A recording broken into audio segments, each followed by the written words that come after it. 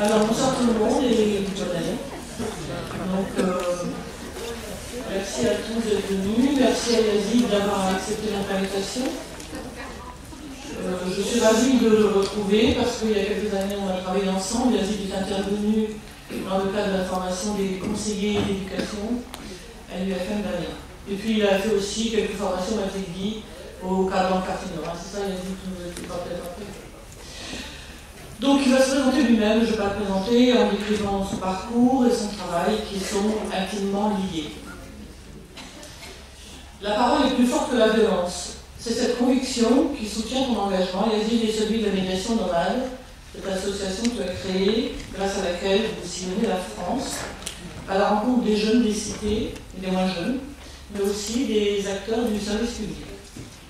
Alors cette parole, je ne vais pas la monopoliser, rassurez-vous, pour la lui passer très vite. Juste redire que pour qu'une parole puisse advenir, il est nécessaire que certaines conditions soient réunies.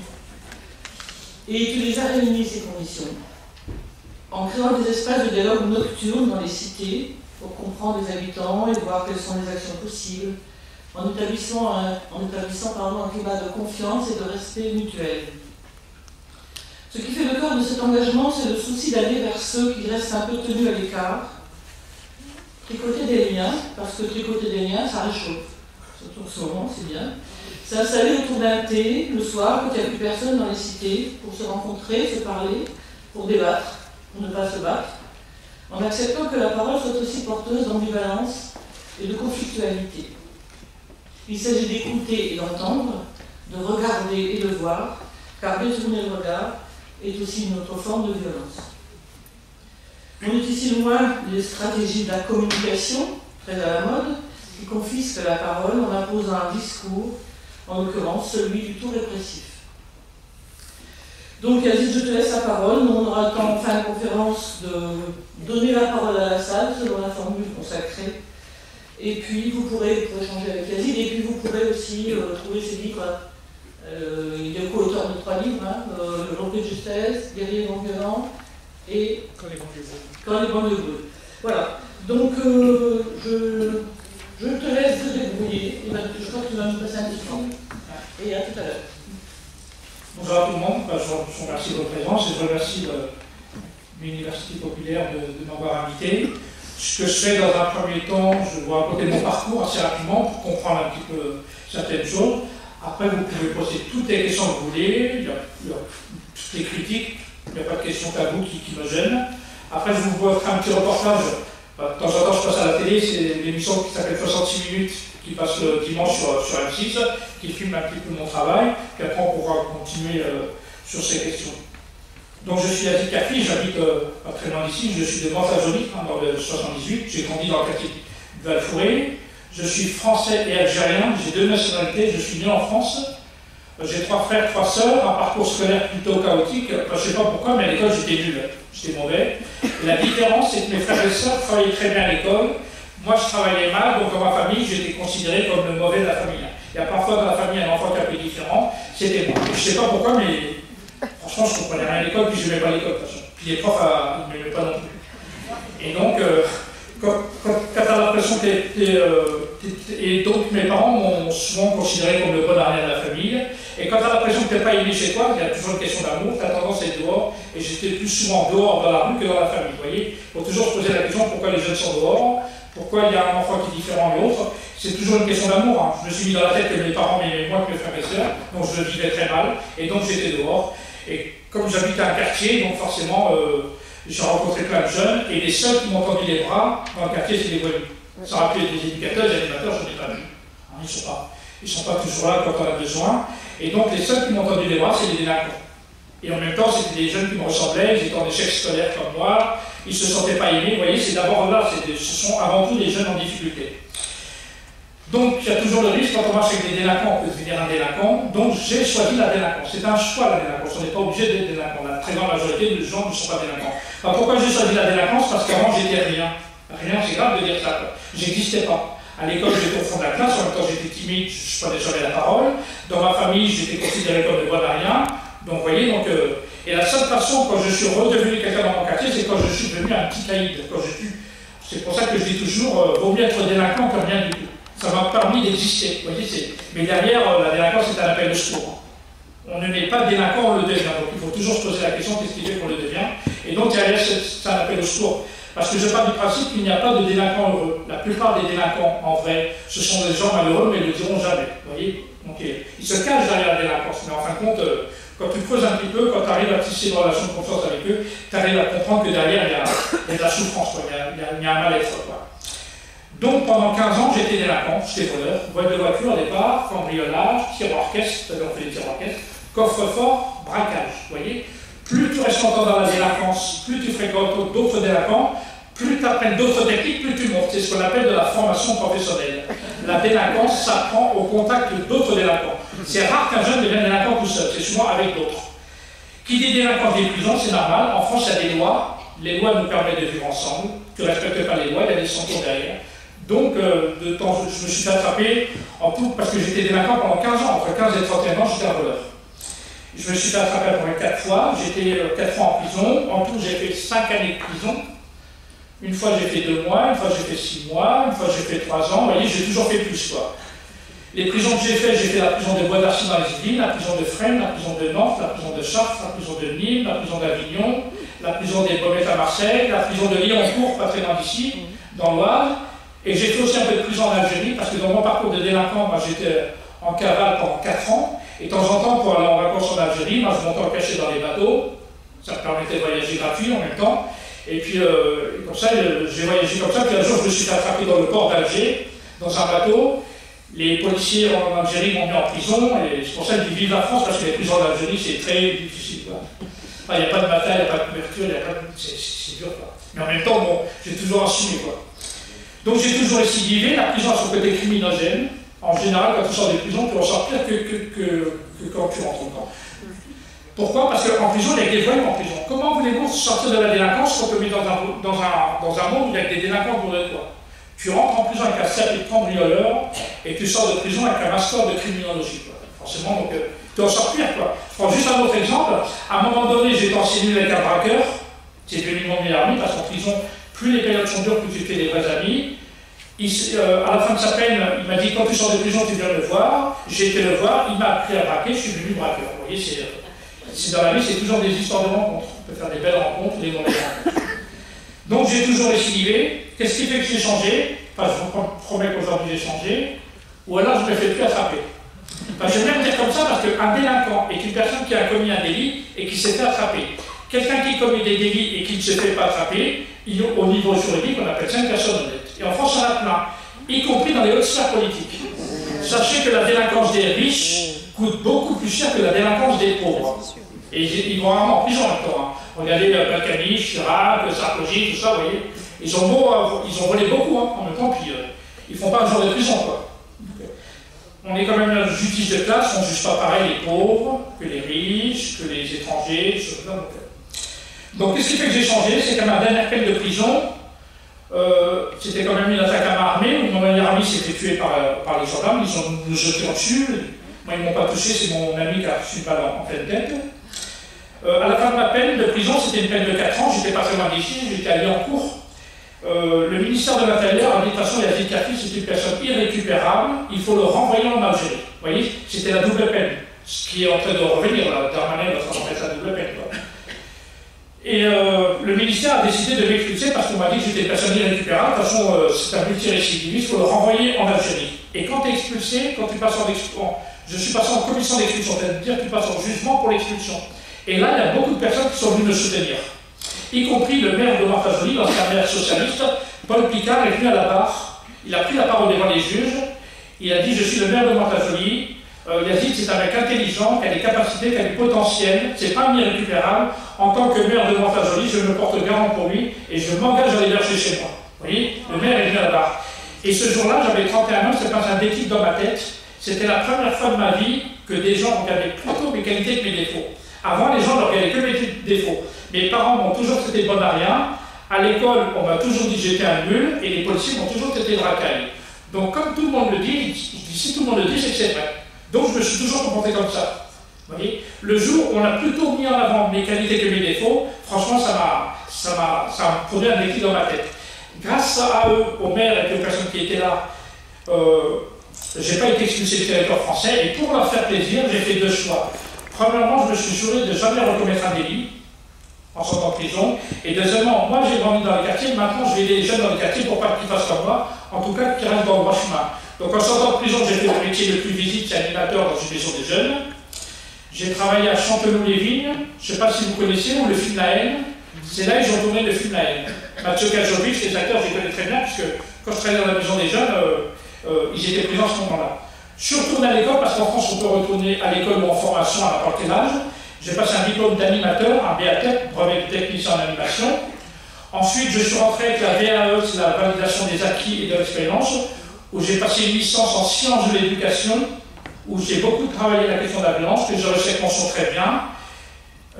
Ma licence à l'université de Nanterre, et je suis diplômé aujourd'hui de c'est l'IHESI, c'est l'Institut national des hautes études de la sécurité et de la justice. J'ai un diplôme d'expert en sécurité que j'ai aussi réussi avec mention très bien. Alors pourquoi très bien? Parce que avant j'étais passionné par la délinquance, aujourd'hui je suis passionné par la prévention de la délinquance. Donc qu'est-ce que je fais aujourd'hui? Premièrement, aujourd'hui j'ai inventé mon métier, quand je travaille à mon compte, je suis indépendant. Je suis consultant en prévention urbaine, je suis un spécialiste en France de la prévention de la délinquance.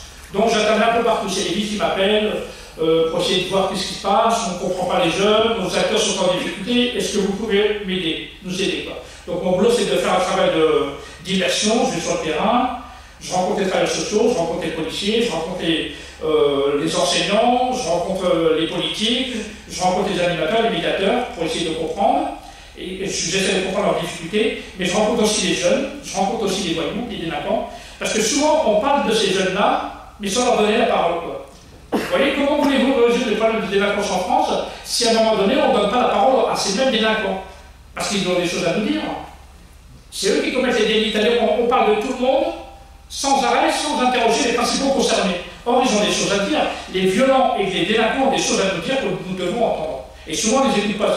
Et moi, dans mon boulot, c'est de prendre du temps pour essayer de comprendre ce qui se passe derrière. Si on n'écoute pas la violence, on n'arrivera jamais à comprendre pourquoi les personnes sont délinquants ou violents en même temps. C'est pour ça que la façon de résoudre la violence, c'est d'abord d'écouter les personnes. Quoi. Et donc, souvent, moi, j'écoute un petit peu tout le monde. Ensuite, je rencontre la ville, je rencontre les acteurs, je dis voilà les problèmes que je rencontre dans la ville. Voilà ce que j'ai vu, voilà ce que j'ai compris, voilà ce qui risque d'arriver si ça continue comme ça, et puis derrière, voilà les préconisations, voilà ce qu'il est possible de faire si vous voulez améliorer les choses. Quoi. Donc ça, c'est mon premier boulot de consultant. Deuxièmement, aujourd'hui, je suis professeur à l'université de Nanterre, j'enseigne à l'université de Nanterre en master des sciences de l'éducation.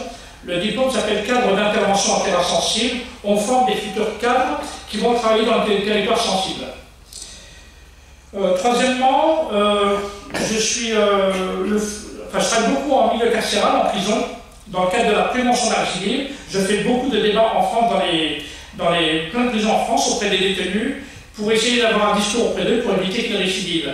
Et rien qui met une affiche dans la prison, il dit débat avec Yazid Karfi, ancien détenu, ancien délinquant, aujourd'hui enseignant à l'université. Et les détenus regardent l'affiche, ils disent tu te rends compte avant d'être en prison comme nous, puis maintenant c'est un prof. Rien que ça montre, ça veut dire qu'on peut changer. Et rien que ça leur donne de l'espoir. On peut changer si dans la vie on fait des bons choix et si on fait des efforts. Par contre, si je dis aux détenus, si vous récidivez, on viendra en prison. Il n'y a pas de mystère. Quoi. Quand on choisit la délinquance, on finit en prison, au cimetière, et on fait pleurer ses parents. Parce que les plus malheureux quand on est en prison, c'est la famille. C'est eux qui vivent mal cette situation. Quoi. Donc je travaille beaucoup en milieu carcéral, et puis quatrièmement, en 2001, j'ai été nommé par le Premier ministre membre du Conseil national des villes en tant qu'expert sur les problèmes de la ville. Donc c'est une instance proche du gouvernement où on écrit des rapports pour les élus. Aujourd'hui, j'ai travaillé avec Mme Taubira sur la loi pénitentiaire. On écrit un petit peu pour changer un petit peu la loi pénitentiaire à l'heure actuelle. Et là, je suis encore membre du Conseil économique et social. C'est pareil, c'est-à-dire que je fais partie d'une instance apolitique parce que moi, j'ai aucune carte politique. J'en aurai jamais. Je suis une personne irrécupérable politiquement. Parce que pour moi, la politique, ça divise. Moi, je travaille aussi bien avec des gens de droite que de gauche, tout ça. Donc, alors que si tu prends une carte politique, le gars, il dit, voilà, on ne va pas le prendre parce qu'il fait partie de l'autre partie, tout ça. Moi, je travaille avec tout le monde. Et donc, j'ai monté aussi une association qui s'appelle Médiation Nomade. C'est-à-dire que j'ai un camping-car, peut-être que vous l'avez vu à la télé ou pas dans les journaux, je m'installe la nuit dans les quartiers. C'est-à-dire que j'arrive dans un quartier le soir, je mets des tables dehors. Moi, je suis toujours buté à la menthe. C'est lui qui fait la médiation. Je mets des gâteaux, des jus de fruits, je mets de la musique, il y a des jeux de lumière. Je m'installe le soir à partir de 20h jusqu'à minuit, 1h du matin, et je reçois notamment les jeunes qui traînent le soir en même temps. Enfin, pourquoi la nuit? Parce que je trouve que c'est aberrant en France, et en 2024 ça n'a pas changé. Faites le tour de France des centres sociaux et des maisons des jeunes. La plupart des centres sociaux des maisons des jeunes, ils n'en veulent pas les mêmes horaires que la nuit. 9h midi, 14h, 18h, fermez la nuit le week-end. Or, il y a plein de jeunes qui traînent dans les halls d'immeubles. On se plaint que les jeunes sont dans les halls, mais s'il y avait des lieux ouverts, ils y seront. Ils y seront dans ces lieux en même temps. Moi, quand j'étais animateur, ma maison des jeunes fermait tous les jours à 2h du matin. Je partais du principe que quand il y a des jeunes qui traînent dehors, je préfère qu'ils soient avec des adultes bienveillants, avec des gens bien dans la maison des jeunes, que de les laisser dans les halls d'immeubles où ils se font endoctriner par d'autres. Hein? La radicalisation ou la délinquance, elle n'est pas venue par hasard, c'est qu'à un moment donné, ils ont fait des mauvaises rencontres. Donc il vaut mieux que ces jeunes fassent des belles rencontres que des mauvaises rencontres. Donc c'est pour ça qu'on a chacun une responsabilité. On laisse les jeunes à la rue et ne rien faire, on ne va même pas leur donner la parole, on ne les écoute pas, ils n'existent pas. C'est pour ça qu'ils sont violents. Quand ils sont violents, on va les écouter. Vous voyez, donc c'est pour ça que la violence a veut dire aussi quelque chose. Et donc moi, mon travail, c'est de m'installer le soir et d'écouter ce public. En même temps, je demande aux acteurs, aux travailleurs sociaux, aux animateurs, aux éducateurs, d'être présents le soir. Et ils sont là, les jeunes, écoutez-les. Et je demande aux élus, de temps en temps, de venir. Je demande aux policiers, venez écouter ces jeunes le soir en même temps. Ils ont des choses à vous dire. L'important, c'est qu'à un moment donné, il faut créer ce dialogue. C'est de transformer la violence en conflit. La violence est destructeur, le conflit, c'est positif.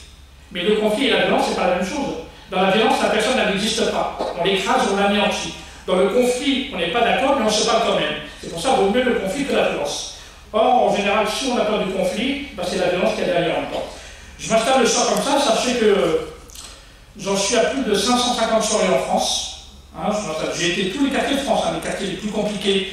Là où j'ai été, c'est quand même le département du 93, mais j'ai été sur les quartiers nord de Marseille, j'ai été aussi à Mayotte, j'ai été à l'île de la Réunion, j'ai été invité aussi en Nouvelle-Calédonie, j'étais à la Martinique, j'ai été invité par les Américains à Chicago. Vous voyez, j'ai de la demande en même temps dans ma façon de travailler. Quoi. Donc ça, c'est mon association. Après, vous le verrez dans le petit reportage. Et sinon, je suis l'auteur de 2 livres. Bon, là, il y a Guerrier non violent, où j'explique ma façon de travailler, qui est ici, il y en a quelques-uns qui sont en vente. Et puis le deuxième livre, qui s'appelle Repris de justesse, où j'explique mon parcours de vie. Qu'est-ce qui fait qu'à un moment donné, j'ai choisi la délinquance, j'explique pourquoi j'ai choisi la délinquance, j'explique mes années de délinquance, de cavalerie, tout ça, et de quelle manière je m'en suis sorti. Qu'est-ce qui fait qu'à un moment donné, je m'en suis sorti. Donc voilà, tout ça pour expliquer que avant j'étais un délinquant, aujourd'hui je suis un spécialiste de la prévention de la délinquance. Avant j'étais en prison, aujourd'hui je travaille beaucoup en prison dans la prévention de la récidive. Avant j'étais en échec scolaire, aujourd'hui je suis enseignant à l'université. Avant dans ma famille j'étais le plus nul de ma famille, aujourd'hui c'est moi le plus diplômé. Avant les policiers me couraient derrière, maintenant c'est moi qui leur cours derrière pour les former. Je suis la même personne qu'avant, sauf qu'avant j'étais malhonnête, aujourd'hui je suis une personne honnête. Vous voyez le changement un petit peu. Après, si vous voulez, on peut commencer par quelques questions sur le parcours, y compris sur des critiques, si vous avez des autres choses à faire. Après, je vous mettrai un petit reportage, puis on continuera la discussion. Quoi. Donc, je vous donne la parole si vous avez des interrogations, des questions. Oui. Parlez un petit peu fort pour que tout le monde vous entende. On a un micro. Attendez, je ne sais pas si on fait circuler un micro. Ça t'apporte que tout le monde puisse vous entendre. Si j'ai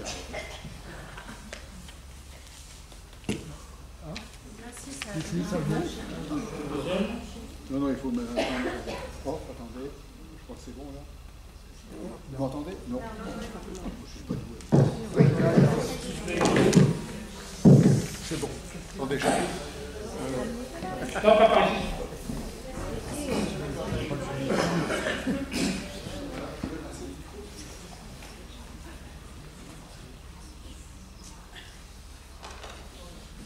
Oui, donc à un moment donné, vous avez dit que vous alliez sur les quartiers, que vous rencontriez les acteurs, les professionnels et les jeunes.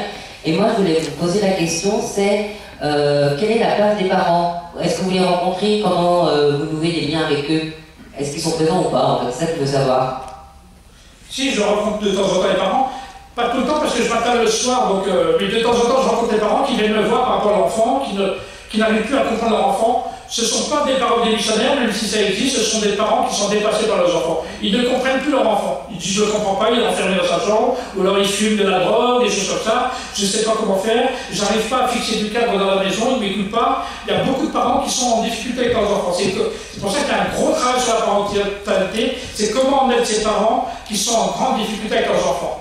Il y en a, et donc, Moi, mes parents, ils m'ont jamais poussé à commettre des délits, quoi. À chaque fois que je faisais des conneries, mon père, il me tapait. Mais il me tapait tellement fort qu'après, il me parlait, je ne pouvais pas l'écouter, j'étais assommé, quoi. Donc, et l'autre problème, c'est que nous, on habitait au rez-de-chaussée. C'est-à-dire qu'à chaque fois, nous, après 20 ans, on n'avait pas le droit de sortir, mais une fois que mon père allait dormir, je ressortais toujours par la fenêtre, quoi.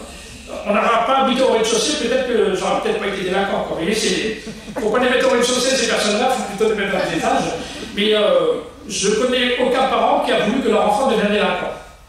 Donc, forcément, il y a des parents qui restent les bras, c'est vrai, ça existe, des parents qui restent les bras, qui ne s'occupent point de leurs enfants, mais c'est beaucoup des parents qui sont en difficulté avec leurs enfants, quoi. Donc, j'en rencontre qui m'en parlent, mais mon boulot, c'est, je les écoute et j'essaie de les mettre en relation avec le professionnel de la ville, parce que moi, je m'en vais en même temps. Et je demande à l'accueil, est-ce que vous voulez que je passe sur votre message à la mairie, aux éducateurs, ou aux assistantes sociales, quoi. Parce qu'ils sont en difficulté et ils ont honte de leur enfant, quoi. Ils ont honte d'avoir un enfant qui fait des conneries, et donc ils ne savent pas comment faire, quoi. Ils ont du mal à aller vers l'institution parce qu'ils ont peur qu'on les juge comme des mauvais parents. Ce ne sont pas des mauvais parents, ce sont des parents en difficulté avec leurs enfants, quoi. J'ai également une autre question. Comment vous sélectionnez les zones où vous intervenez? Est-ce que c'est les mairies ou c'est vous qui dites bah moi je voudrais œuvrer plus dans le 93, Marseille, ou vous êtes mandaté en tant que consultant par... Non, c'est les villes qui m'appellent. Moi je ne cherche jamais de travail, même dans mon boulot je ne cherche jamais. Enfin, je suis connu dans les ministères, ils parlent de moi.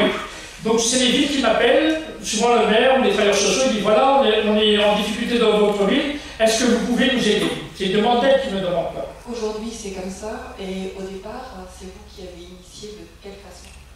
C'est moi que j'ai commencé à Clichy-sous-Bois, exactement là où sont partis les émeutes de 2005, parce que j'y allais régulièrement. Avant je travaillais pour la Fondation Abbé Pierre. C'était la Fondation Abbé Pierre qui m'a financé, y compris mon camion. Vous allez voir, le camping-car, c'est eux qui m'ont financé. Parce qu'il y avait beaucoup de jeunes qui traînaient dans les halls d'immeubles. Et ça me fait chier de voir les jeunes qui sont dans les halls et tout ça. Et j'essaie de convaincre le maire et les travailleurs sociaux de s'occuper de ces jeunes-là et d'ouvrir un local pour les jeunes. Personne ne voulait, quoi. Les éducateurs ne voulaient pas les rencontrer, ces jeunes-là. D'abord, ils ne voulaient pas travailler le soir. Le maire, il ne voulait pas d'un local pour les jeunes, parce que de plus en plus en France, on a fermé les lieux pour les jeunes. On n'arrête pas de se plaindre de problèmes des jeunes, mais partout, on ferme de plus en plus les lieux. Et comme je n'arrive pas à convaincre les villes d'ouvrir des lieux, et j'ai proposé au maire de Clichy-sous-Bois, et si je viens avec un camion, vous voyez, je mets un pardonne, et le soir je l'enlève, et là il était d'accord. C'est-à-dire que mon camion, c'est un local à roulettes. C'est une alternative entre rien du tout, puis le camion, quoi. Donc vous voyez, j'ai commencé à Clichy-sous-Bois avec le camion. Et comme en France, il y a beaucoup de villes qui m'appelaient, donc au bout d'un moment, j'allais dans plein de villes avec mon camion, quoi. Sachez que je suis très bien soutenu par l'État, quels que soient les gouvernements, on me soutient bien dans l'action. C'est d'abord le ministère qui me paye, quoi, le ministère de la ville, et quand je m'installe dans une ville, la ville paye le prix d'assuré, quoi. Bonsoir. J'ai plusieurs questions, mais la première, est-ce qu'on peut ce soir parler de plusieurs Yazides? En ce sens, voilà 15 ans de délinquance, puis ça se décide comme ça. Non, il n'y aura plus de délinquance. Quels sont les facteurs, les forces qui ont joué à un moment donné? Force mentale, force physique, force de conscience. Qu'est-ce qui s'est passé? Et en ce sens, de quoi vous étiez, j'allais dire, à un moment donné, quand vous prenez la décision, c'est fini. Qu'est-ce qui s'est passé? Y a-t-il un rapport avec la religion? Y a-t-il un rapport avec la politique? Y a-t-il un rapport avec la famille? Parce qu'il me semble quand même, après 15 ans de délinquance, décider comme ça. Donc j'ose croire ce soir qu'il y a plusieurs Yazides. C'est-à-dire que les issues sont possibles. Ça veut dire qu'après 10 ans, 15 ans, 20 ans, etc., le chemin est possible. Alors quels sont les facteurs réellement qui ont joué? Est-ce que vous pourriez revenir sur cette question-là? Parce que ça me semble... c'est une force ou quelque chose qui s'est imposé à vous, mais de manière consciente, bien sûr. Vous voyez ce que je veux dire? Oui, j'ai compris. En général, la délinquance, ça commence à peu près à l'adolescence, vers 14-15 ans, c'est la crise de l'adolescence, ça monte jusqu'à 20-25 ans. En général, après l'âge de 20-25 ans, la grande majorité sort de la délinquance et retrouve une vie normale. C'est rare que les gens sont délinquants toute la vie. Les sorties de délinquance, vous ne connaissez peut-être pas le terme, c'est la désistance, c'est le processus de sortie de la délinquance. Je vais vous d'abord donner tous les facteurs. Je vais d'abord vous mettre les facteurs qui font qu'on peut devenir délinquant. C'est l'environnement où tu vis. Si tu vis dans un monde où il y a beaucoup de délinquance ou de violence autour de toi, tu peux devenir. C'est la stigmatisation, c'est l'étiquette qu'on te colle. Regardez en France comment on parle des quartiers. Toujours d'une manière négative. Des jeunes, d'une manière négative. Des pauvres, des noirs, des arabes, des musulmans. Donc le jeune, il est pauvre, il est noir, il est musulman, il vit dans le quartier, que des images négatives. Donc forcément, vous voyez la stigmatisation, au bout d'un moment, ils se mettent dans la tête que les gens ne nous aiment pas. Regardez comment on parle de nous, quoi. Toujours d'une manière négative, alors qu'il faut plutôt les valoriser. Troisième facteur aggravant qui fait qu'on peut devenir délinquant, c'est l'échec scolaire. Moi, j'interviens souvent en prison. La majorité des jeunes que je rencontre en prison, ce sont en général des jeunes en échec scolaire. Je rencontre rarement des très bons élèves en prison. C'est pour ça qu'il faut continuer à se battre pour la réussite scolaire. Plus les jeunes vont bien travailler à l'école, moins il y a des risques de délinquance. Autre facteur, c'est l'oisiveté, l'ennui. Des jeunes qui s'ennuient ont tendance à faire des bêtises. Plus on va occuper ces jeunes, moins ils auront tendance à faire des bêtises. Or, il y a plein de jeunes qui s'ennuient, qui ne vont pas dans les maisons des jeunes, qui sont dans la rue à ne rien faire. C'est pour ça, donc si on les laisse comme ça, d'abord ils s'ennuient, ils peuvent faire des bêtises, et en plus ils peuvent rencontrer des mauvaises personnes. Autre facteur aggravant, c'est la famille défaillante. Si dans la famille il n'y a pas de dialogue entre les parents et les enfants, s'il n'y a pas de cadre, si les parents ne mettent pas des limites sur leurs enfants, si on ne parle pas d'amour dans la famille, si le père et la mère ne s'entendent pas sur la façon d'éduquer les enfants, si les parents sont même des délinquants, si les parents sont divorcés, je ne dis pas que la femme toute seule, mais beaucoup de jeunes que je rencontre en prison, ils vivent dans une famille monoparentale où le père n'est plus là. Et il manque une autorité du père à ce niveau-là. Donc la famille a sa part de responsabilité. Autre facteur aggravant, c'est la pauvreté. La délinquance, c'est un moyen de s'enrichir pour des pauvres. Quelqu'un qui a du travail, qui a de l'argent, il sera moins tenté de commettre des délits. C'est pour ça qu'il ne sait pas. En premier, c'est pas contre la délinquance qu'il faut continuer à se battre, c'est contre le chômage. C'est ça, il faut faire la guerre au chômage. Se battre pour que les gens puissent avoir un emploi et un travail. Le jour où tout le monde aura un emploi et un travail, vous verrez, il y a quand même moins de délinquance. Autre facteur aggravant, c'est les dysfonctionnements dans les institutions. Je pense que les institutions ne travaillent pas très bien. Regardez le fonctionnement des maisons des jeunes, qu'on ne peut pas les avoir de la mairie. La plupart des jeunes ne sont pas dans les maisons des jeunes, ils sont sur l'espace public. C'est une minorité qui fait dans les maisons des jeunes. Autre rapport, les rapports entre les jeunes et la police. Dans autant de quartiers, les rapports entre les jeunes et la police sont vraiment mauvais en même temps. Et c'est pour ça qu'il y a un gros travail à faire pour améliorer les rapports entre les jeunes et la police. Autre facteur, aussi, je ne veux pas stigmatiser chez les éducateurs, mais il n'y a pas beaucoup d'éducateurs qui travaillent le soir tard. Quelques-uns vont dire oui, mais moi on le fait, ou là une fois par semaine, ou de temps en temps, quelque chose comme ça, mais il faudra que ça soit un travail régulier, qu'on arrête de travailler le matin dans les travaux sociaux, qu'on fasse la grasse matinée, mais qu'on commence plutôt à 14h et qu'on finisse à 11h du soir. Et vous verrez qu'il y a beaucoup de choses qui changeront à ce moment-là. Moi je dis comme ça parce que je vais souvent la nuit dans les quartiers. Je rencontre peu d'acteurs présents le soir en même temps. Donc les institutions ont leur part de responsabilité, les politiques misent beaucoup plus sur la sécurité, sur la prévention. Les élections se gagnent souvent sur la sécurité. Et moi, je pense que les élections devraient se gagner sur la prévention. Pourquoi? Parce que c'est bien la sécurité d'arrêter les délinquants et les mettre en prison. C'est très bien, la sécurité. Mais la prévention, c'est éviter qu'ils deviennent délinquants, donc c'est mieux. Donc arrêtons de mettre autant d'argent dans la sécurité et mettons plus d'argent dans la prévention. Je vous donne juste un exemple. Le prix d'une caméra vidéosurveillance dans une ville, je ne sais pas si à Amiens il y a des caméras, eh ben, une caméra, ça coûte 12 000 €. Comptez le nombre de caméras vidéosurveillance que vous avez à Amiens, multiplié par 12 000, vous allez voir le prix que ça coûte. Est-ce qu'on ne pourrait pas mettre un peu de cet argent ailleurs? Les caméras, ça dépasse la délinquance un peu plus loin. Un délinquant, il voit une caméra, qu'est-ce qu'il fait? Il va se mettre dans la rue d'à côté. Vous voyez? C'est l'effet plus gros, ça dépasse la délinquance. Et donc le maire, il va pas rajouter une caméra ailleurs. Et ça fait 12 000. 12 000 €, c'est le prix d'un poste c'est un demi-poste d'éducateur. Est-ce que vous pensez qu'une caméra va remplacer un humain?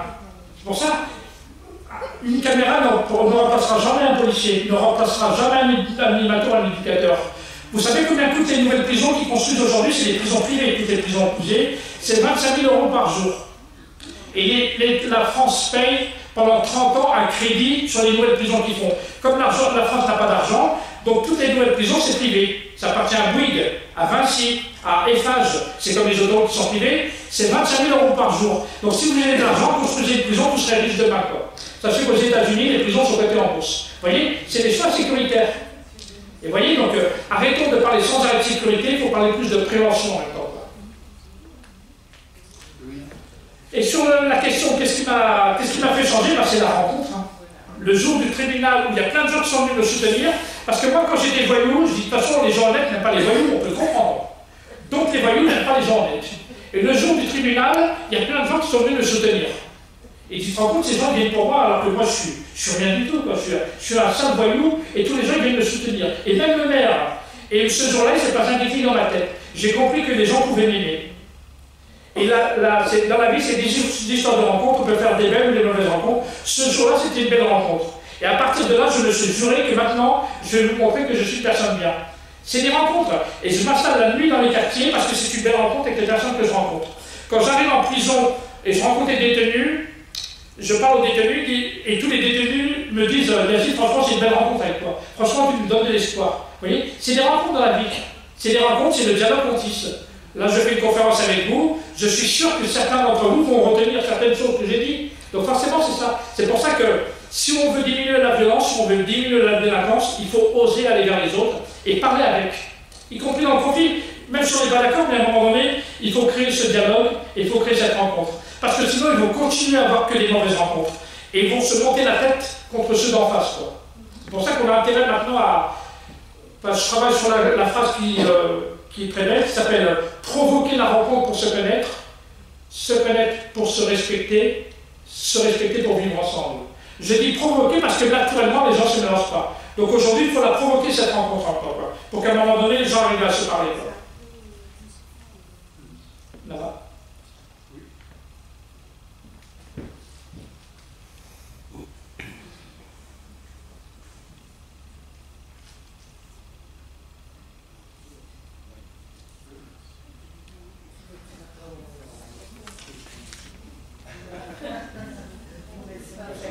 Il faut rester appuyé un petit moment. C'est pas grave. C'est bon. Ça marche. Ça marche. On a un bon technicien. Alors, moi, je voudrais vous poser une question qui m'intrigue depuis extrêmement longtemps. C'est que vous avez parlé, au départ, des Arabes, des Noirs, et voilà. Il y a quelque chose de méprisant maintenant. Il y a quelque chose de... Parce qu'en fait, il n'y a pas d'histoire. Ces gens-là n'ont pas d'histoire. Ces gens-là n'existent pas.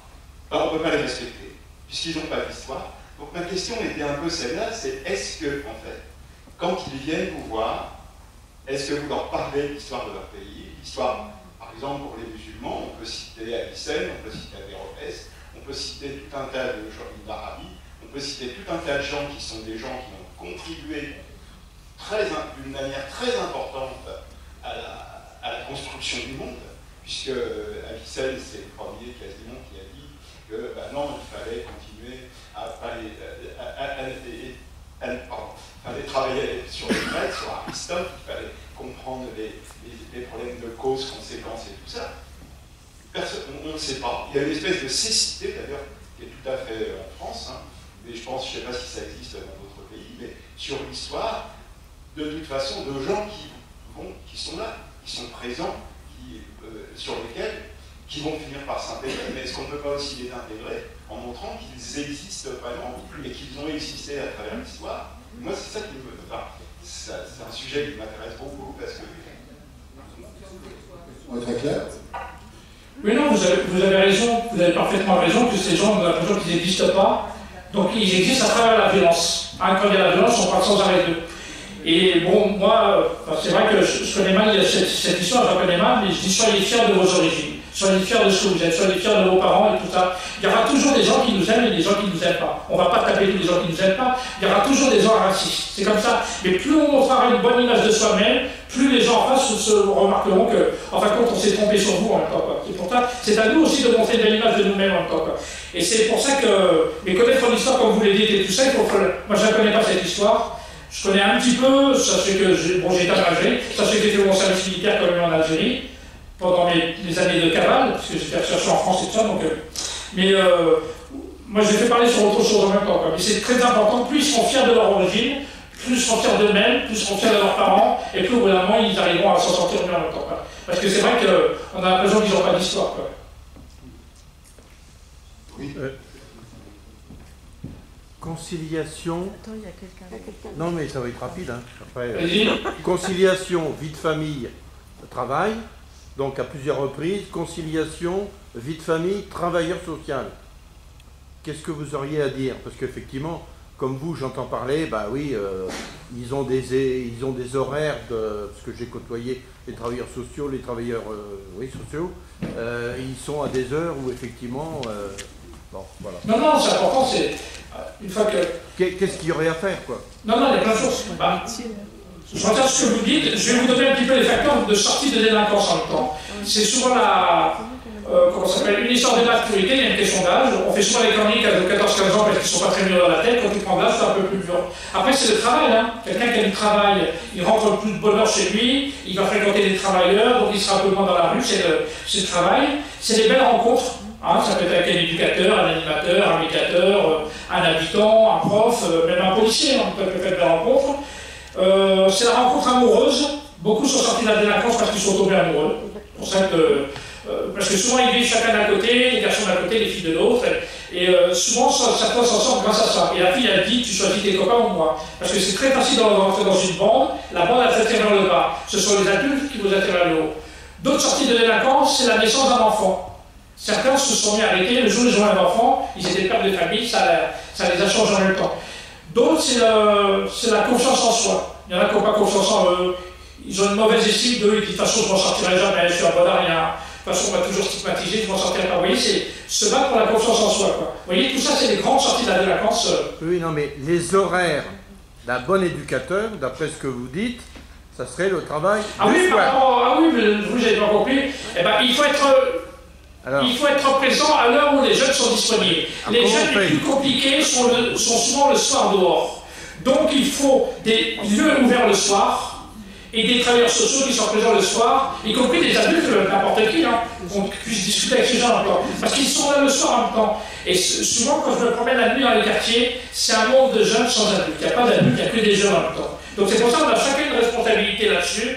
C'est à nous de discuter avec ces jeunes qui vont mal et qui nous emmerdent. Et si on ne discute pas avec les gens qui nous emmerdent, qu'on discute qu'avec les gentils, on n'avancera pas. Il faut apprendre à discuter avec les méchants. Si on continue à discuter qu'avec les gentils, on ne s'en sortira pas. C'est comme les enseignants savent bien enseigner avec des jeunes qui aiment bien l'école, ils ont plus de difficultés d'enseigner avec des jeunes qui n'aiment pas l'école. Ben là c'est pareil, il faut apprendre à discuter avec des gens qui nous emmerdent. Comme ça, donc, moi je suis là le soir pour les rencontrer ces jeunes-là. Je sais qu'ils foutent le bazar. Mais en même temps, je sais qu'à la fin de la soirée, il s'est passé quelque chose avec ces jeunes-là. Il dit franchement, ça fait plaisir de te rencontrer, des choses comme ça nous a fait réfléchir, ça produit un déclic chez certains, c'est important en même temps. Oui, c'est ça, il faut adapter nos horaires de travail au public. Après, il faut aussi travailler la journée, parce que les institutions, tout ça, sont ouvertes en journée, donc il en faut aussi la journée, mais il en faut aussi le soir, quoi. Oui, bonsoir. Ma question est très courte. Les jeunes que vous rencontrez, qu'est-ce qu'ils vous disent? Quel est leur quotidien et quels sont leurs besoins? La première chose qu'ils me disent quand je le rencontre, il me parle d'amour. Il me dit de toute façon les gens ne nous aiment pas. Regardez, on est là, même pas ils viennent nous voir, les mères ne nous aiment pas, on a les filles qui vont nous arrêter, les voisins ne nous aiment pas et tout ça. Non, c'est une question d'amour. Il dit on ne nous aime pas en même temps. Ils s'ennuient, c'est vrai. Ils connaissent que leur quartier. Certains n'osent pas sortir de leur quartier parce qu'ils ont l'impression qu'on va leur regarder de travers. Donc ils se sentent en sécurité dans leur quartier. Dès qu'ils en sortent, ils se sentent en insécurité. Ils sont dans un mal-être. Ils disent chez moi ça va pas à l'école, ça va pas avec mon juge, ça va pas avec mon éducateur. Tu sais, c'est des choses négatives. Je parle de la minorité. La très grande majorité des jeunes dans les quartiers se comportent très bien. Je parle d'une extrême minorité, c'est ceux qui causent problème, ceux qui sont dans la délinquance. Sinon, on ne va pas mettre qu'une image mortive. Mais c'est ceux-là que je rencontre, ils vont mal. Ils ne sont pas bien dans leur peau. Sachez que la deuxième cause de suicide chez les jeunes, c'est le suicide. Il y en a plein qui se suicident. C'est pour ça que je dis, la violence et la délinquance, c'est un signe de bonne santé chez les jeunes. Ils ne sont pas bien dans leur peau, et au moins ils réagissent de cette manière en même temps. Parce qu'il y en a plein qui se suicident. Il y en a qui se suicident en consommant des produits. La drogue, l'alcool, vous voyez, ils disent que les autres ne les aiment pas, mais ils ne s'aiment pas eux-mêmes. Ils se détruisent à travers la drogue et tout ça, vous voyez. Donc c'est ça, et certains se suicident. Ou alors c'est des accidents de la route. La première cause de mortalité chez les jeunes, c'est des accidents de la route. Et c'est vrai que la première chose qu'il me dit, c'est la question d'amour, quoi. On m'aime pas. Bonsoir, alors moi je me posais la question, du coup je suis travailleur social auprès de jeunes, notamment sortant de prison. Voilà, vous disiez que voilà, en tant que travailleurs sociaux, c'était intéressant de pouvoir aller à la rencontre de ces jeunes, et notamment en soirée. Voilà, moi je me pose la question de savoir si c'est pas aussi renforcer certains jeunes dans des processus qui sont néfastes, voyez, parce que c'est vrai que leur imposer un rythme en journée, pour certains, alors dans un premier temps, je pense en effet que c'est intéressant. Dans un second temps, je pense que c'est bien aussi pour ces jeunes-là, en fait, d'imposer un rythme, vous voyez, puisque le but c'est la réinsertion pour certains, ou même l'insertion professionnelle. Et c'est vrai qu'instaurer un rythme en journée, c'est aussi leur donner des codes pour après accéder au travail, s'insérer, vous voyez. Je sais pas, qu'est-ce que vous en pensez justement? Non, vous avez raison, mais ça c'est la deuxième phase. La première phase, il faut les rencontrer là où ils sont, dans l'état où ils sont. Même s'ils sont en train de fumer, tout ça. C'est la première rencontre. On passe de la méfiance à la confiance, parce qu'au départ ils sont méfiants. On les rencontre dans l'état où ils sont, à l'heure où ils sont, le soir, tout ça. Après, comme on a tissé une relation de confiance, le travail c'est de les ramener à la journée, c'est ça en même temps. Mais la première rencontre, il faut d'abord la faire. Si on attend tranquillement dans son bureau, ou à 3 h de l'après-midi qui vient alors qu'il est peut-être en train de dormir, on ne l'aura pas en même temps. Donc, il y en a qui sont là la journée, mais il y a certains publics qu'on est sûr de les rencontrer le soir. Ils sont tous les soirs au même endroit. La plupart des villes, vous le savez, les jeunes qui causent des problèmes et tout ça, ils sont dans le même. Donc, c'est là qu'il faut les rencontrer. On tisse une relation avec eux. Une fois que vous avez tissé une relation de confiance avec eux et tout ça, vous verrez que la journée, ils vont venir. Mais au bout si vous leur dites viens me voir, je suis là l'après-midi, ils viendront pas parce que ses copains lui diront mais non, vas-y pas, ça sert à rien. Donc au bout d'un moment, c'est à vous d'aller le voir où il vient en même temps. Donc s'ils ne viennent pas à nous, c'est à nous d'aller les voir en même temps. Et ça, c'est la première rencontre. Mais après, c'est vrai que vous avez raison. Après, le travail, c'est de les mettre dans des horaires normaux, qu'ils puissent rentrer de bonne heure, qu'ils puissent être dans l'insertion, qu'ils puissent quitter la bande et de plutôt être dans le travail et tout ça. Il y a tout ce travail à faire. Mais moi, j'en suis dans la première démarche, c'est la première rencontre qui est importante maintenant. Mais continuez à faire ce que vous faites, c'est très important de le faire. Je suis avec vous. Moi, j'ai une autre question sur l'organisation justement de votre action. Parce qu'en fait, quand je vous écoute, votre action est vraiment dans la durée. Or, vous initiez ce premier contact, vous restez après, comment ça se passe? Parce que ça ne va pas se faire en un soir, vous allez rester 1 mois, 2 mois, 3 mois au même endroit, vous allez travailler avec les équipes, comment vous fonctionnez pour que justement l'action de contact que vous avez initiée, phase 1, puisse se développer vers la phase 2, 3, etc. Comment vous y prenez? Oui, je vais l'expliquer. D'abord, c'est la demande de la ville, les politiques qui m'appellent. Ils disent, voilà, on est en difficulté, est-ce que vous pouvez nous aider? Je rencontre d'abord les politiques pour avoir l'accord politique. Ensuite, j'ai une réunion avec tous les professionnels de la ville, animateurs, médiateurs, éducateurs, centres sociaux, police municipale, CPE, tout ça, une réunion avec tout le monde qui me parle des problèmes qu'il y a sur la ville. Hein, c'est ça, pour me parler de tout ça. Je leur propose 2 jours de formation autour de la table. On va tous faire la formation et on va parler des problèmes qu'il y a sur votre ville et on va réfléchir ensemble qu'est-ce qu'il est possible de faire. Voilà, je prends juste un exemple. Les jeunes sont dans les halls d'immeubles. Un exemple concret. Il y a plein de jeunes qui traînent dans les halls d'immeubles juste à cause des problèmes. Donc je fais un tour de table, je dis que peut faire la police? La police, ça peut intervenir, de temps en temps, faire du contrôle d'identité, comme ça on a les noms des personnes. Que peuvent faire les animateurs? Les animateurs, on peut dire, bah oui, c'est vrai que si on ouvrait à la maison des jeunes le soir, peut-être qu'il y aura peut-être un peu moins de jeunes dans les halls d'immeubles et ils viendront. Que peuvent faire les éducateurs? Oui, c'est vrai, au lieu d'arrêter à 18 h, et ben, on va passer du temps dans les halls d'immeubles. Que peut faire le bailleur? Il peut sécuriser. Que peuvent faire les habitants? Ils peuvent descendre et discuter avec les jeunes. Est-ce que vous pouvez faire moins de bruit? Parce que si leur boulot c'est seulement d'engueuler les jeunes et d'appeler la police, ça résout pas. À un moment donné, il faut qu'à un moment donné... Vous voyez, l'important c'est d'interroger tout le monde, que peut faire chacun par rapport à un problème. À tous les problèmes, on peut faire la même chose maintenant. Donc, je les aide à réfléchir. Voilà les problèmes que vous avez sur votre ville. Et on réfléchit tous ensemble l'intelligence collective, parce qu'on est tous intelligents. Chacun essaie d'apporter des solutions, mais chacun à partir de son niveau. L'éducateur, il a une certaine formation, le médiateur, il en a une autre, le policier a une formation, les parents, interrogez les parents. Votre fils est en bas dans le haut d'immeuble, qu'est-ce que vous pouvez faire, vous, par rapport à votre enfant? Les voisins qui peuvent faire, vous voyez, quand on interroge tout le monde, on arrive à trouver les pistes de solutions. Ça, c'est, vous voyez, c'est 2 jours de formation là-dessus. Et ensuite, il dit, bon voilà, tout le monde a été un minimum formé. L'important aussi, c'est que je m'aperçois que dans beaucoup de villes, les professionnels ne travaillent pas tous ensemble. Il y a parfois le partenariat n'est pas très bon, on n'a pas suffisamment confiance sur vos acteurs. Le fait qu'ils étaient tous en formation ensemble et qu'on a partagé tous le même diagnostic, donc on a tous le même diagnostic, ça permet d'avoir une meilleure analyse tous ensemble. Et ensuite, il dit, bon maintenant on va y aller ensemble sur le terrain. Quelques temps après, je viens avec mon camion, on s'attelle le soir, c'est minuit, l'heure du matin, et les jeunes dont on parlait, on les rencontre le soir. Le policier discute avec les jeunes. L'animateur va discuter, l'éducateur, le politique, le maire va venir discuter à un moment donné. Vous voyez, on a recréé du dialogue en même temps, vous voyez. Et donc, je leur propose 4 soirées, seulement pas plus, je ne fais que 4 soirées dans la nuit. Je leur montre une façon de travailler. Après, je leur dis, maintenant, c'est à vous de faire. Je ne peux pas être là tout le temps, je ne reste pas 3-4 mois. Je leur montre une façon de travailler. Installez-vous le soir, parce que quand on est sur l'espace public, on ne peut pas tricher, on est devant tout le monde nous voit. Parce que quand tu es dans un local, que la porte elle est fermée, il y a plein de jeunes qui ne vont pas rentrer dans la porte fermée. Mais en plus, on se met dans des endroits exactement où sont les jeunes qui traînent. Sachez que je ne me mets jamais dans un endroit où il y a un trafic de drogue, parce qu'ils sont en train de travailler, et puis ça va être le conflit. Par contre, je ne me mets pas loin pour qu'à un moment donné, on puisse aller les voir. Vous voyez, on s'installe dans un endroit où il y a des groupes de jeunes qui ne sont pas loin. Et on est avec eux le soir. Et ça recrée du dialogue, et en même temps, ils se parlent. Et les acteurs ont écouté ces jeunes, et peut-être que ça a créé un minimum de confiance. Et les gens ont parlé, disent, voilà, il y a le maire qui est là ce soir, dis ce qui va et ce qui ne va pas. Et le maire, il écoute tout ce que ces jeunes vont leur dire. Voilà ce qui ne va pas, les choses comme ça. Il parle avec la police.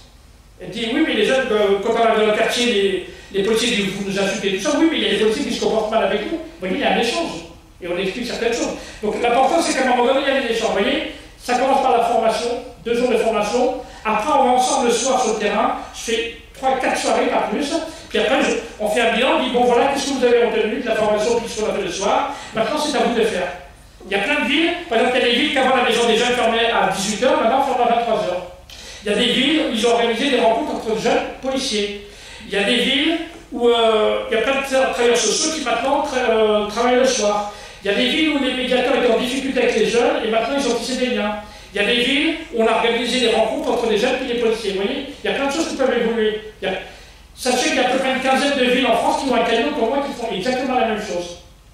Mais il y a des villes qui vont changer la façon. C'est pour ça qu'à un moment donné, il faut les former tous ensemble, après faire du terrain ensemble, les faire rencontrer les jeunes donc, avec qui ils ont des problèmes, puis après des procurations, ce qui est possible de faire. J'en suis à, vous voyez, j'en suis à plus de 500 soirées en France. J'étais à peu près dans 120 villes différentes. Et je continue à le faire. Hein. Maintenant que j'ai la santé, je continue parce que moi j'ai la foi, je crois en ce que je fais, je suis passionné, c'est une passion au travail tout ça, et c'est plus un travail, c'est une mission. Ma mission, c'est d'améliorer ce vivre ensemble entre les uns et les autres, parce que sinon on va finir par se faire la guerre. Regardez, il y a même des jeunes qui lancent des guerres contre les pompiers, contre tout ça. Enfin, c'est aberrant d'arriver à des choses comme ça, donc c'est pas possible de continuer comme ça. Donc, mais c'est à nous tous de nous remettre en cause et de travailler autrement. Quoi.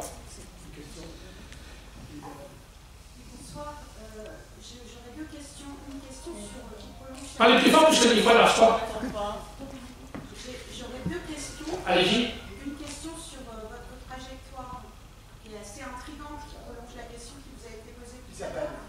Vous dites j'ai réussi à sortir de la délinquance parce que j'ai fait une rencontre, notamment avec le maire. Oui. À chaque fois qu'il y a un procès pour braquage, etc., le maire n'est pas présent et il n'y a pas une mobilisation collective de personnes qui viennent soutenir la personne qui est mise en accusation.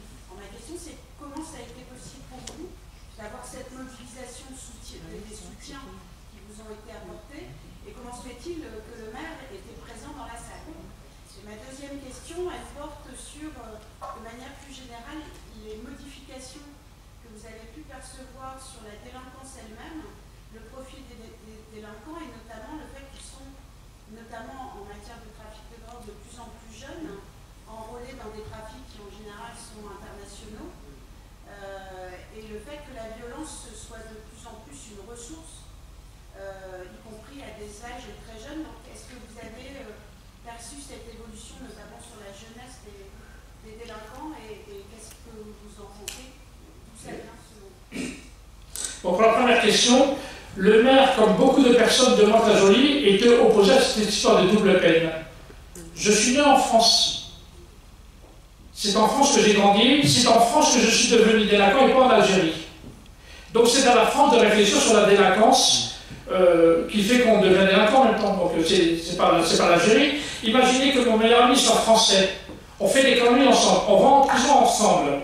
Pourquoi lui, à la fin de sa peine, il va pouvoir rentrer chez lui, une fois que tu as payé, et toi, à la fin de ta peine, on va te donner une peine supplémentaire. C'est discriminatoire. On devrait avoir la même peine qu'un autre, ils n'ont pas une peine supplémentaire, c'est discriminatoire. Sachez que c'est Sarkozy qui a abrogé cette double peine.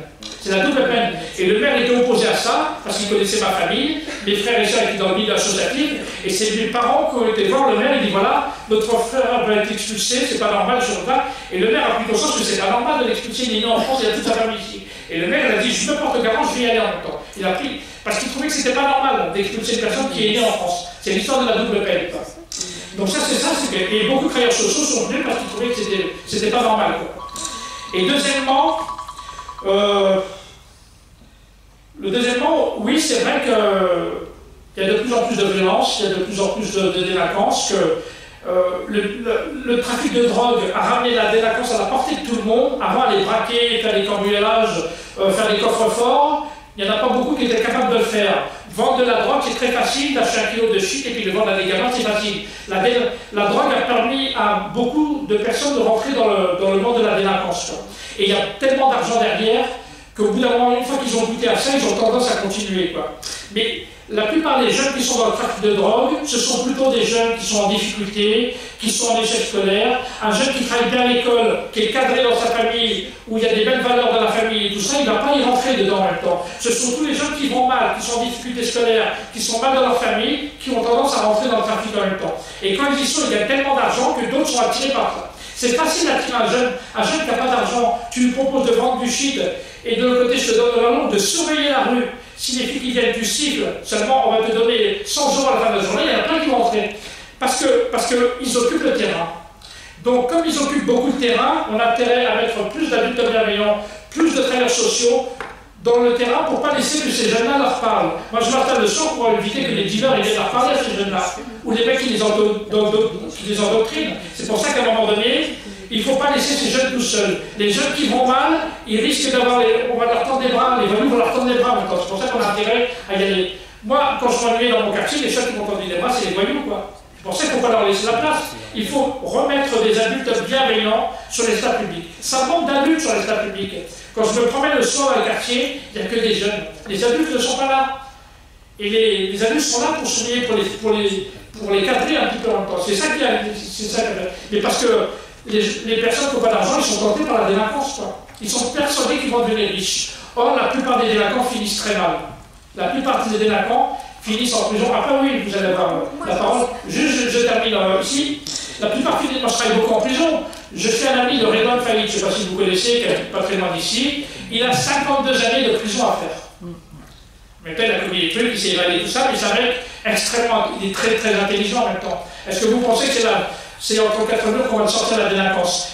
Il coûte à peu près entre 600 et 800 euros par jour à lui tout seul, en prison. Parce qu'il est très surveillé, c'est le détenu le plus surveillé de France, dans l'isolement, des choses comme ça, donc est-ce qu'on ne pourrait pas mettre l'argent ailleurs en même temps? C'est pas 4 murs qui te font sortir de la délinquance, alors qu'ils ont des capacités. En prison, il y a plein de gens qui sont intelligents, on peut les faire réfléchir sur la prévention de la délinquance. Moi, je rêve d'ouvrir une université sur la prévention de la délinquance en prison. Parce qu'ils connaissent bien la délinquance et qu'ils ont tellement des choses intéressantes à dire qu'il faut écouter ces discours-là en même temps. Oui. Quel rapport avez-vous par rapport à l'école, les écoles, le collège, et en ce moment, que font les jeunes, justement par rapport à leur position dans l'école ou hors de l'école, avec une position avec les enseignants qui est quand même...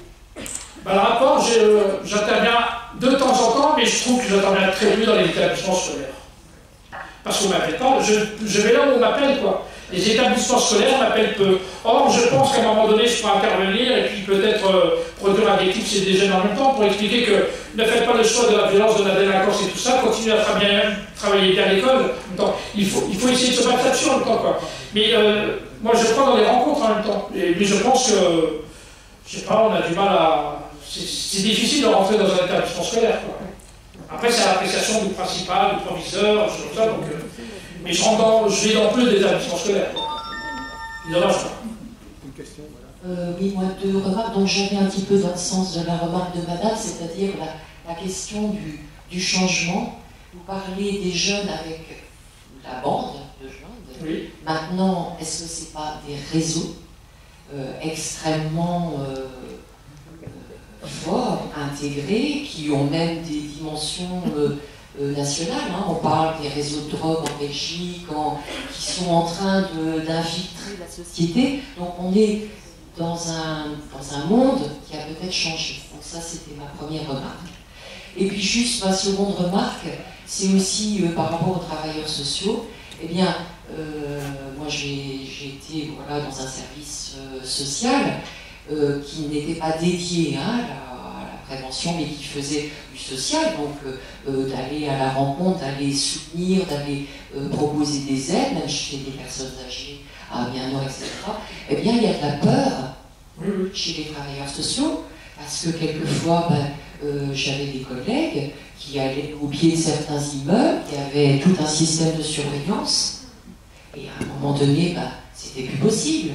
Il fallait aussi protéger. Alors, voilà, je vous suis totalement à 100% sur la question de la prévention, hein, de cette foi, de cette...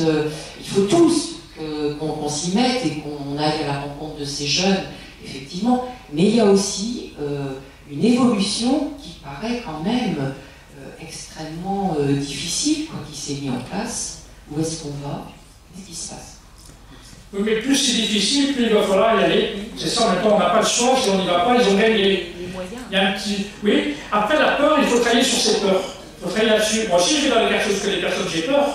Le courage, c'est d'avoir peur et d'y aller quand même. Des fois, j'ai peur et j'y vais quand même.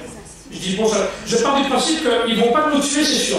C'est pas des monstres. Ils ne vont pas nous tuer, ils vont peut-être nous insulter, nous envoyer balader, mais ça ne va pas plus loin. Mais si à un moment donné, on va au-dessus de ces peurs, quand on arrive à les rencontrer, franchement, il y a des choses intéressantes. Après, si on a peur, qu'est-ce qu'on fait? On peut y aller avec un grand du quartier qui les connaît. Il y a des grands, il y a des familles qui vont. Moi, je connais des mères de famille, elles sont respectées par tous ces jeunes-là, parce qu'ils respectent encore les mères, plus les mères que les pères. Et donc, je connais beaucoup de mères de famille qui n'ont pas peur et qui vont parler à ces jeunes en même temps. Donc, si on a peur, on part de là, on dit, bon, j'ai peur, qu'est-ce que je fais? Je vais trouver des grands avec qui je peux y aller. Ils ont peut-être des grands frères ou des grandes sœurs, un cousin, peut-être un voisin, un animateur, un médiateur qui les connaît. Quand vous êtes avec des personnes qui les connaissent, vous arriverez à rentrer. Mais rien n'est impossible. Il faut trouver le moyen d'y rentrer. Parce que sinon, ils ont gagné. Et au bout d'un moment, ils vont endoctriner plein de jeunes. Donc, il y a ce problème-là, il faut réfléchir à tout le monde. Voilà, il y a ça, il y a ce problème. Il y a des jeunes qui sont ici, ils me font trop peur. Vous en parlez à un autre, il va dire, mais moi, je connais ces jeunes. Il y a des animateurs, des médiateurs ou autres qui les connaissent. Il va vous introduire auprès de ces jeunes-là. Donc, c'est pour ça qu'il faut travailler là-dessus. Mais si on n'y va pas, on va dire que c'est impossible, et ben on a perdu d'avance. Dans un quartier, il y a 10 jeunes qui pourrissent la vie de tout le monde, il y a 1000 habitants, et on n'est pas capable de régler le problème de 10 jeunes.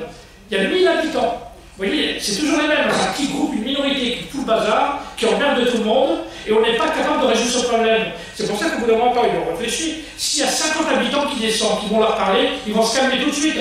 Il n'y a pas un habitant qui descend. Des fois, parce que s'il y a un habitant qui descend tout seul, il va se faire taper dessus. C'est sûr. Mais s'il y en a 10, 15 qui descendent ensemble, avec des grands et tout ça, forcément, les mecs vont se calmer en même temps. Il ne faut pas laisser ces petits gagner. Ils occupent le terrain, ils s'installent, ils testent les adultes, après ils mettent leur fauteuil, après ils fument, après ils foutent le bazar, après ils font du bruit. Ils voient que les adultes ne répondent pas, ils ont gagné. C'est ça. C'est ça. Ils testent tous les adultes, ils vous mettent en défi, vous ne répondez pas, ils voient que vous avez peur, et bien ils ont gagné.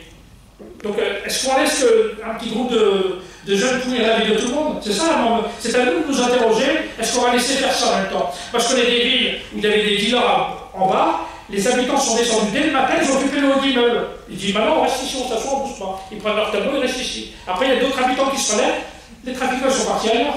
Mais c'est ça, au bout d'un moment, c'est qu'on réfléchit, qu'est-ce qu'on fait tous ensemble par rapport à tout ça?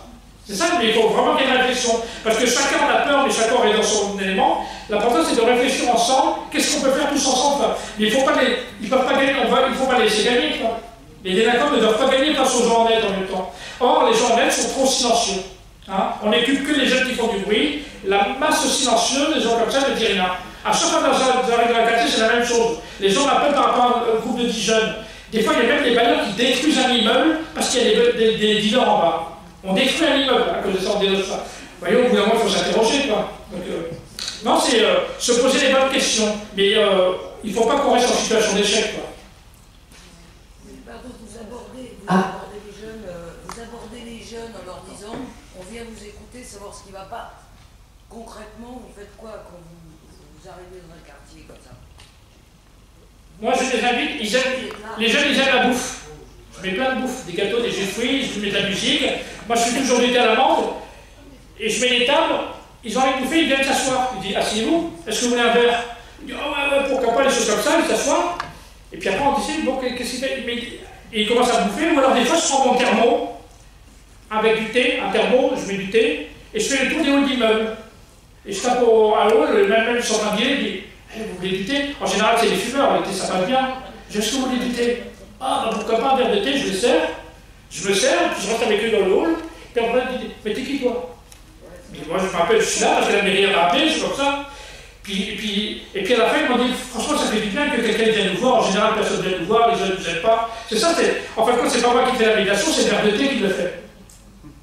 Et je m'installe comme ça. Le coup, c'est de partager quelque chose, un repas, un verre de thé, chose comme ça, ils s'assoient, et puis on commence à discuter.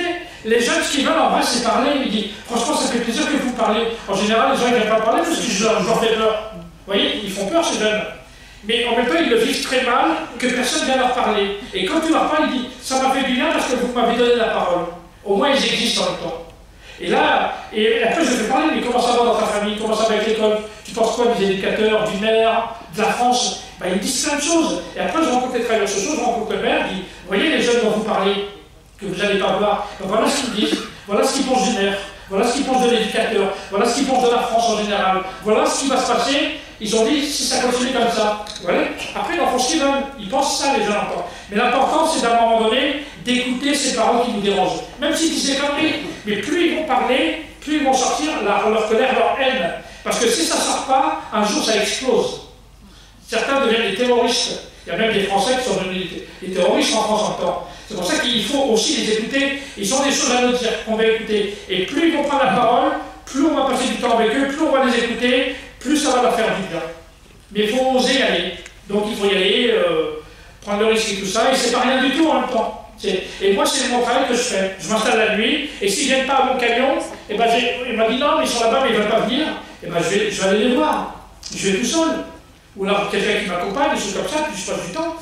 Mais franchement, j'apprends plein de choses. Et vous voyez, ils ne m'ont pas encore tué. Peut-être demain, je serai mort. Mais pour l'instant, ils ne m'ont pas encore tué. Et je continue à le faire parce que je suis passionné, parce que je dis, c'est une vraie mission, mon travail que je fais. Je suis un travailleur social. Je suis un travailleur social, mon boulot, c'est d'aider les jeunes à s'en sortir, qu'ils trouvent une voie normale, et puis d'aider les autres. Mais mon boulot, c'est pas que d'aider les jeunes, c'est d'aider aussi les travailleurs sociaux, les policiers, les politiques, les animateurs, à faire ce boulot en même temps. C'est pour ça qu'il faut la provoquer, cette rencontre en même temps, quoi. Naturellement, elle ne viendra pas. Parce que chacun va être... Les jeunes, enfin, ils ont peur aussi en même temps. Et vous voyez, c'est des peurs qui ne s'affrontent pas. Les policiers et les jeunes ne se parlent jamais. C'est pour ça qu'il y a autant de problèmes entre eux. Et c'est pour ça qu'il faut organiser plus souvent les rencontres entre les uns et les autres, même s'il y a des conflits en même temps. Donc, vous voyez, il faut oser le faire en même temps. Merci, merci d'être là, merci d'exister. Vous aussi. Je voulais savoir, j'ai plusieurs questions, je voulais savoir un peu ce qui faisait que vous aviez passé d'animateur en maison jeune à monter un projet avec un camping-car itinérant à exposer dans les quartiers. Et puis je voulais vous poser aussi la question de la posture. Donc là, vous parliez de votre posture et c'est vachement intéressant. Et je voulais aussi savoir c'est quoi la posture des policiers que vous rencontrez, comment ils reçoivent le truc, parce que c'est pas eux qui vous ont demandé de venir, ils subissent un peu le truc. Est-ce qu'ils le prennent? Les policiers. Est-ce que c'est facile d'arriver à travailler comme ça avec, voilà, des fois des policiers. Et puis aussi, je me demandais, est-ce que vous rencontrez aussi des personnes qui, justement, vous parlez un petit peu de radicalisation, de personnes qui font, qui essaient de radicaliser dans le quartier, ce que vous en rencontrez, et eux, c'est quoi leur posture par rapport à vous, ce que vous faites? Pour les radicaliser? Voilà. Et puis, j'avais beaucoup de questions, je voulais savoir ce que vous pensez de l'éducation populaire, parce que vous n'avez pas du tout évoqué ça. Et voilà, est-ce que vous considérez que vous êtes dans l'éducation populaire et ce que vous pensez de l'éducation populaire? En vrai, on m'a jamais expliqué c'est quoi l'éducation populaire. À mon avis, j'en fais, mais j'ai jamais cherché à comprendre ça veut dire quoi l'éducation populaire. Moi, je travaille avec tout le monde, donc je ne sais pas exactement ce que c'est. Deuxièmement, l'institution avec qui j'ai le plus de mal à travailler, c'est avec la police, quoi. Les jeunes, je les rencontre, ils ont plein de choses à dire sur la police. Et à chaque fois, je dis, est-ce que vous voulez que la prochaine fois, je suis dans les policiers pour que vous leur parlez? Je vais voir les policiers ne veulent vraiment pas parler avec les jeunes. J'ai du mal à convaincre les policiers. La police est une institution qui a du mal à se remettre en cause. Ils ont du mal à se remettre en cause en même temps. Or, les policiers ne sont pas très bien formés, ils ont plein de préjugés, il y a des policiers qui se comportent mal, il y a des policiers racistes, il y a des policiers violents. Une extrême minorité en même temps. Je prends juste un exemple. En France, à 90%, les policiers sont au sud de la province, de la campagne. À 90%, leur peur, c'est d'être affectés en Île-de-France, en région parisienne. Et à 90%, ils commencent leur carrière en région parisienne. Un policier qui a grandi dans un petit village breton, un petit village de la Creuse, vous le mettez à Mantes-la-Jolie ou à Clichy-sous-Bois, il est perdu.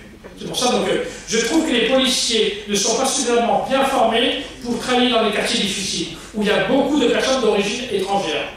Donc c'est pour ça qu'il faut améliorer la formation des policiers. Or, moi je me bats pour intervenir en école de police, ça s'est fait une ou deux fois, mais pas plus, quoi. Les policiers ont du mal à accepter qu'un arabe qui a fait de la prison vienne leur donner des cours. Ils ont du mal à l'accepter.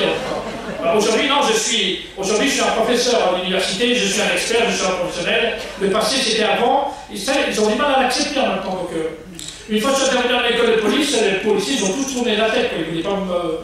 Mais oui, mais en même temps, ils m'ont écouté parce que j'ai vraiment pris la parole. Et à la fin, ils ont vraiment écouté ce que j'ai dit, puis à la fin, ils se sont tous levés pour applaudir. Ils disent, franchement, Yazid, on avait plein de préjugés sur toi, mais tu nous as expliqué plein de choses qu'on ne nous a jamais expliquées à l'école de police. Vous voyez? Rien que ça, j'aurais appris plein de choses. J'aurais expliqué pourquoi les gens n'aiment pas les policiers. Qu'est-ce qui se passe et tout ça. Donc, et c'est pour ça qu'à un moment donné, il faut la créer, cette rencontre. Donc, c'est pas moi de provoquer, c'est au ministère de l'Intérieur de dire, je veux que Yazid intervienne à l'école de police, dans toutes les écoles de police, une journée. C'est tout, pas plus. Je demande une journée. Passer une journée avec des policiers, puis c'est tout. Mais vous voyez, ils ont du mal à l'accepter. Mais ça devrait être pareil dans une école de travailleurs sociaux, ça peut être dans un collège, dans un lycée. Enfin, je devrais avoir du travail partout, mais les portes sont difficiles à ouvrir en même temps. Quoi. Bon, je suis connu, de toute façon j'ai du boulot partout, mais je trouve que je ne suis pas suffisamment utilisé en France. Quoi. On ne m'appelle pas suffisamment. Et puis des personnes comme moi, j'en connais plein, des personnes comme moi qui sont comme moi, ou meilleures que moi en même temps, mais ils ne sont pas utilisés. Parce qu'on va toujours regarder, oui, c'est un noir, c'est un arabe, c'est un du quartier, oui, il a fait de la prison, c'est comme ça. Vous voyez, ils sont plein de préjugés en même temps. Alors qu'il faut regarder ce qu'il est devenu aujourd'hui en même temps. Quoi. Donc, c'est ça, il y a de la résistance au changement, il y en a qui ne veulent pas changer leur façon de faire, il y en a qui sont dans leur petit confort, ils ne veulent pas en changer, il y a des politiques qui ne veulent pas changer leur discours, non, on est dans une société qui a du mal à évoluer. Et le problème, après, on va parler que des jeunes. Le bouc émission, on va parler des jeunes. Et moi, je ne remets pas en cause les jeunes, je remets la société entière en même temps. On a les jeunes qu'on mérite en France, parce que je trouve que les adultes sont défaillants. On a les jeunes qu'on mérite. On n'est pas très bons en même temps. C'est tous les adultes qu'on doit se revoir à ce niveau-là. Merci. Le problème, je le dis toujours, le problème des jeunes, c'est d'abord un problème d'adultes. Quand j'arrive dans une ville, j'ai arrêté de regarder les jeunes, je regarde les adultes. Donc, je préfère d'abord interroger tous les adultes, et après, une fois que tout le monde a compris, on va ensemble avec les adultes sur le terrain. Mais à chaque fois que j'arrive dans une ville, on me montre comment il y a des jeunes. Je dis oui, mais les jeunes sont là, mais tu fais quoi toi, par rapport à eux? La mission locale, elle est où? Les éducateurs sont où? Les parents sont où? Les politiques sont où? Vous voyez, c'est ça. Moi, quand j'arrive dans une ville, j'interroge d'abord les adultes en même temps. C'est comme dans une famille, quand tu vois des enfants qui se comportent mal, tu ne regardes pas les enfants, tu regardes les parents, tu as tout compris. Donc là, c'est la même chose. Moi, je regarde d'abord les adultes. Et après, je regarde les jeunes après. Ce que je fais, je vous mets le petit reportage pour changer un petit peu. Ça dure 10 minutes. Hein? Non, on a encore le temps. Oui, oui, non, pas ça, de toute façon, on continue après, quoi. Non, il y a une question. Oui, c'était pour faire suite. Attendez. C'était pour faire suite, je sais pas si. C'était pour faire suite à l'éducation populaire. J'ai siégé dans une instance où, à la limite, on parlait d'aménagement temps libre. Oui. Et à travers toutes ces réunions, en gros, j'en ai déduit que l'aménagement du temps de l'enfant, c'est un tiers à l'école, un tiers dans sa famille d'abord, un tiers à l'école, et un tiers, au niveau, moi je dirais, éducation populaire, c'est-à-dire le temps libre, c'est-à-dire où alors on est dans la rue. Bon, à plusieurs reprises, vous avez dit, quand vous allez au collège et tout, vous allez rencontrer des jeunes, il faut bien travailler à l'école, il faut bien travailler à l'école. Mais ceux qui ne s'y retrouvent pas, avec le projet pédagogique de l'école, là où j'étais dans l'instance, je demandais à corps et à cri, et on rencontrait des moments des élus, mais au niveau de l'aménagement du temps libre, qu'est-ce que vous faites? Parce qu'il y a un tiers à la rue. Alors il y a là je parle des tout petits et après des plus grands. Donc il y a des centres aérés, il y a des centres de jeunesse. Les centres de jeunes, il y en a en ville, mais en milieu rural, il n'y a pas grand-chose. Donc les communautés de communes commencent un petit peu. Hein. Là, avec toutes les réformes qu'on a, moi je réclame à la limite, j'ai déjà fait des écrits à des élus, mais je n'ai pas de réponse, je ne me fais pas d'illusions. Comment se fait-il qu'il y ait un gros ministère de l'Éducation nationale, que dans le ministère de l'Éducation nationale est rattaché la jeunesse, alors qu'à elle seule, elle devrait avoir un ministère de la jeunesse, et c'est là où je rejoins sur l'éducation populaire de madame, il faudrait, moi je réclame qu'il y ait un ministère de la jeunesse qui soit à l'égal du ministère de l'Éducation nationale, pour que ceux qui ne s'y retrouvent pas, qu'on puisse les écouter. Et je pense que dans cette vie associative, je vais faire court, parce que sinon je vais prendre trop de temps, dans cette vie associative, qu'on apprenne à vivre ensemble. Alors je ne sais pas ce que vous en pensez là-dessus. En plus, vous avez des relations au ministère, alors dites-leur que dans les rues, il faut mettre un peu d'argent, un peu d'organisation, et comme à l'identique de l'éducation nationale, une éducation populaire qui travaille dans la rue. Voilà, très brièvement. Oui. Non, mais vous avez raison, oui. Bien sûr. Il y a encore deux questions pour des personnes qui oui. parlaient. De toute façon, mais après le reportage, on continue aussi les questions. Madame, s'il vous plaît. Oui. J'aurais bien aimé savoir si vous avez lu le livre de Laure Dossi. Parce que bon, ici, on est en Picardie. Elle a fait tout un reportage, enfin, elle a passé un an à Creil. Creil, ça doit vous dire quelque chose, quelque part. Et elle a écrit un livre qui s'appelle La réputation. Et où elle parle du cas de la jeune fille qui a été tuée et brûlée par son ami. Et dans ce livre, il y a une mine de renseignements. Et c'est pas rose du tout. Et je pense que ça éclaire bien ce qu'est la ville, enfin ce qui se passe à Creil. Creil, Nogent, etc. Et à Nogent, je vous suis, c'est Creil, non, c'est Compiègne. Compiègne a détruit un bâtiment à cause de la drogue. Oui, oui, je comprends. Parce que Compiègne est un cas, on parle beaucoup de Creil, mais Compiègne est un cas très particulier. Et vous repartez avec les pneus percés. Oui. Alors, je veux bien qu'on y aille, mais des gamins de 12 ans qui sont au volant des voitures et qu'on n'arrête pas, etc., etc., il y a un manque de moyens. Moi, je veux bien vous suivre sur le terrain, mais on a vu des trucs, on laisse faire. On laisse beaucoup faire. Et la question que je me pose, c'est le budget des ménages, des familles, dans la mesure où les jeunes ramènent de l'argent avec la drogue et que les familles, elles vivent de ça. Il ne faut pas transformer les familles comme des saints. Ils en vivent. Ils en vivent. Non, mais il y a des familles complices, c'est sûr, bien sûr. Il y a des parents qui ont baissé les bras, il y a des parents qui acceptent. L'économie tourne autour de ça. Bon, il y a des gens qui travaillent, c'est clair. Bon, les Maghrébins sont dans le bâtiment, les Turcs sont bûcherons, les Africains d'Afrique noire, eux, travaillent en... Comment on dit? Comment? La question c'est, est-ce que vous avez lu le livre de Laure Dossi? Non, je La réputation, et je pense qu'il y a beaucoup de gens que ça Merci pour l'information. Voilà. Il y a une question. Dans la prison de Réau, en Seine-et-Marne, l'invité du jour est un ancien braqueur. Son arrivée agite les couloirs. Monsieur Yazid, bonjour. Monsieur Gada. Attendez, je suis bonjour, monsieur Yazid, je le connais. Tu te rappelles de moi ou pas À Nanterre, Gada, à Clermont, Sécrivé, tout ça. Tranquille. Il me reste 4 ans et 5 mois. Vas-y, merci Yazid, à plus. Ici, sa tête n'est pas inconnue, car cela fait plusieurs années que ce délinquant repenti se déplace dans les centres pénitentiaires. Oui, bonjour, Yazid, enchanté. Bonjour. Parmi les 800 détenus incarcérés ici, 11 se sont inscrits pour rencontrer Yazid Kerfi. La plupart d'entre eux purgent des peines pour vol ou trafic de stupéfiants. Yazid vient les préparer à ce qu'ils pourront vivre à leur sortie de prison. Sachez qu'on vit beaucoup plus heureux quand on est dans une vie honnête que dans une vie malhonnête en même temps, quoi. Pour moi, on ne réussit pas dans la délinquance. Au bout d'un moment, quand on fait ce choix, au bout d'un moment, on finit mal. La plupart de ceux qui, au bout d'un moment, ont fait ces choix, pour moi, ils ont très mal fini, quoi. Non, c'est clair, mais vous préconisez quoi justement pour éviter que les gens ne sortent pas? D'abord, faire le choix quand vous êtes en prison, c'est le meilleur moment pour réfléchir sur soi-même, faire un bilan où on en est dans la vie. On sort de prison, on a une étiquette. Mais non, c'est pas marqué. Non, c'est pas marqué. C'est pas marqué. L'étiquette, elle est dans votre tête. Mais c'est pas tout le monde qui refuse les anciens détenus. On doit faire un peu plus d'efforts que les autres. Mais au bout d'un moment, on trouve sa place. Il faut être convaincant, et si on arrive à être convaincant, les personnes en face de vous, ils seront convaincus que vous êtes une personne bien. Ça de quoi votre déclic? Enfin, il s'est passé deux choses dans ma vie très importantes. C'est que j'ai perdu mon meilleur ami, s'est fait tuer par les gendarmes quand on a fait un braquage.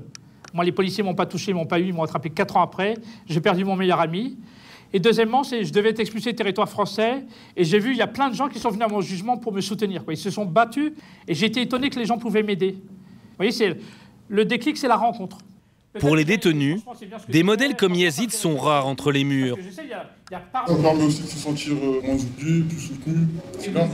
Mais c'est important aussi parce que lui, il sait ce qu'on vit, surtout. C'est ça le plus important. Dans quel environnement on est, comment on vit tous les jours dans notre quotidien. Et c'est ça qui est important parce que lui, il est sorti d'ici et aujourd'hui, il vient avec les vraies valeurs de dehors, tout ça. Il nous explique bien. Donc c'est sûr que ça fait plaisir qu'il est là, il nous raconte. Et surtout, on est content pour sa réussite parce que c'est bien ce qu'il fait quand même.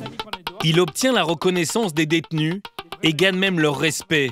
Pourtant, Yazid ne fait pas dans la psychologie et n'essaye pas de prêcher la bonne parole. Qui est donc cet homme dont le discours peut redonner espoir aux plus découragés? Yazid est d'abord un enfant des banlieues françaises. D'origine algérienne, il a grandi ici au Val-Fouré, la fameuse cité de Mantes-la-Jolie, à 50 km de Paris. Il a 6 frères et sœurs, dont Lagdar, qui n'a que 10 mois de plus que lui. Ouais. C'est ici, au pied de cette tour, qu'ils ont passé leur enfance. Bah ici, oui, le hall d'immeuble, hein, ça passait de là qu'on a grandi. C'est une adresse historique. Mais à l'adolescence, les deux frères vont prendre 2 chemins différents. J'étais plutôt scolaire, j'étais jusqu'au bac, donc voilà, j'avais envie de m'attacher à ça, donc je l'ai fait. Il y a le sport et puis l'école, quoi, hein, et les copains. Donc c'est un trio qui marche bien. Puis Yazid, c'était moins évident pour l'école pour lui. Donc je pense qu'il était plus attiré le soir, enfin, il en parlera mieux que moi. Hein. Toi, l'école, c'était pas ton truc? Non, j'avais pas des bons résultats. J'ai redoublé CE2, CM2, j'avais pas le niveau pour aller au collège, j'ai fait des classes de transition. Donc je me suis mis dans la tête que j'étais un bon à rien, quoi. Et donc pour exister de nouveau dans le quartier, quand tu deviens délinquant, quand tu deviens un petit caïd, tu deviens quelqu'un. Il vaut mieux être délinquant que rien du tout. Quand il a basculé vraiment dans la délinquance dure, nous on était étonnés, quoi. On a dit qu'est-ce qui se passe là? Il y avait 10 noms au Val-Fouré avec qui il fallait pas traîner, et lui il traînait avec. Voilà, donc on savait que ça allait mal tourner. Hein. À 22 ans, alors qu'il a déjà été condamné pour vol, il braque une station-service du sud de la France. Son meilleur ami est tué par les gendarmes. Yazid prend la fuite pendant 4 ans. Quand il décide de se rendre, 5 années de prison l'attendent. Et à l'époque, comme il n'a pas la nationalité française, une loi le condamne à l'expulsion du territoire à la fin de ses années de prison. C'était la double peine. À ce moment-là, un homme va changer sa vie. Salut Paul. Bonjour. Ça va bien? Ça va? Ça va? Bon, ouais. Alors, asseyez-vous. Paul Picard est l'ancien maire de Mantes-la-Jolie. Voilà, ça fait plaisir de se retrouver. Depuis le temps? Oh oui. Pendant 18 ans à la tête de la ville, il est contre la double peine pour les étrangers et se mobilise fréquemment pour la jeunesse. Lagdar le contacte pour venir en aide à son frère. Le maire ne le connaît pas, et pourtant... J'ai pris la décision, tout seul, d'y aller, d'aller à Beauvais, et puis d'expliquer au tribunal qu'on peut être jeune et faire des bêtises. Et j'ai même proposé au tribunal, s'il fallait un référent, que je le serais, à titre personnel, y compris de l'héberger chez moi s'il le fallait. Même les gendarmes, ils étaient franchement soutenus par le maire qui vient à la barre. Enfin, j'étais fier, j'étais heureux. Enfin, cette confiance-là, ça reste pour la vie, quoi. Ce soutien inattendu a poussé Yazid à ne plus jamais récidiver. En 1995, j'avais dit qu'il faut l'étendre à toute la ville. 25 ans plus tard, il vit aujourd'hui dans ce pavillon des Yvelines avec sa femme et ses 3 enfants. Mais sa nouvelle vie est tournée vers les autres. Plusieurs fois par mois, il part avec son camping-car à la rencontre des jeunes, des cités les plus sensibles. Quand je pars loin, je dors dans ce lit. Ici, il y a un coin de bureau où on peut discuter avec les jeunes. Il y a une télé aussi parce que des fois, on peut regarder des matchs de foot ou des choses comme ça. Pendant la Coupe du Monde, on mettait un grand écran. Aujourd'hui, Yazid veut tendre la main aux autres, à sa manière.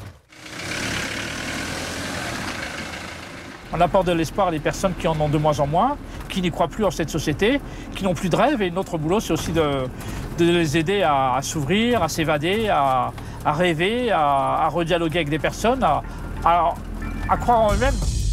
Depuis 3 ans, il se déplace aux 4 coins de la France à la demande des municipalités. Aujourd'hui, il se rend à Bondy, en Seine-Saint-Denis. Yazid arrive toujours en fin de journée, à l'heure où les plus jeunes sont dans la rue. Dans cette cité des quartiers nord, son camion se fait remarquer. En voyant les dessins et les phrases, les jeunes ils disent c'est sûrement quelqu'un qui nous aime bien, quoi. Tout se joue dans les premières secondes, il ne faut pas rater son entrée dans le quartier, quoi. Avec une centaine de soirées à son actif, Yazid a pu rôder son installation. Bah, c'est comme ceux qui travaillent dans les marchés, hein. Pareil, rapide à rentrer, déballer. Cette soirée, il la facture 400 € à la mairie. C'est quoi ça, Yazid? Bah, c'est les jeux pour attirer, que les petits viennent. Parce que souvent, quand on s'occupe des petits, les grands, ils respectent. Bon, maintenant, on attend le public. Ah, il y a des jeux, là. Tu veux jouer? Tu veux un verre j'ai de l'Oasis? Tu veux? Asseyez-vous, je vous donne... Assieds-toi. Tu veux jouer à ça? Regarde, tu mets comme ça, regarde. Hop.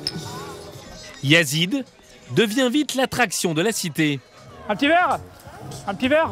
Mais si vous prenez un verre, vous restez là. Quand on prend un verre, il faut rester au moins un quart d'heure. Il s'occupe des enfants, mais en réalité, il n'est pas venu pour eux. Sa cible, ce sont les jeunes adultes qui restent à l'écart dans les voitures. L'ambiance est tendue, ce sont eux qui contrôlent le quartier habituellement. Alors Yazid décide d'aller se présenter. Bah, je travaille surtout prévention de la délinquance, quoi. Je travaille beaucoup là-dessus, quoi. C'est bien, oui. Oh non, mais j'aime bien ce boulot, quoi. Puis j'aime bien être le soir dans la rue.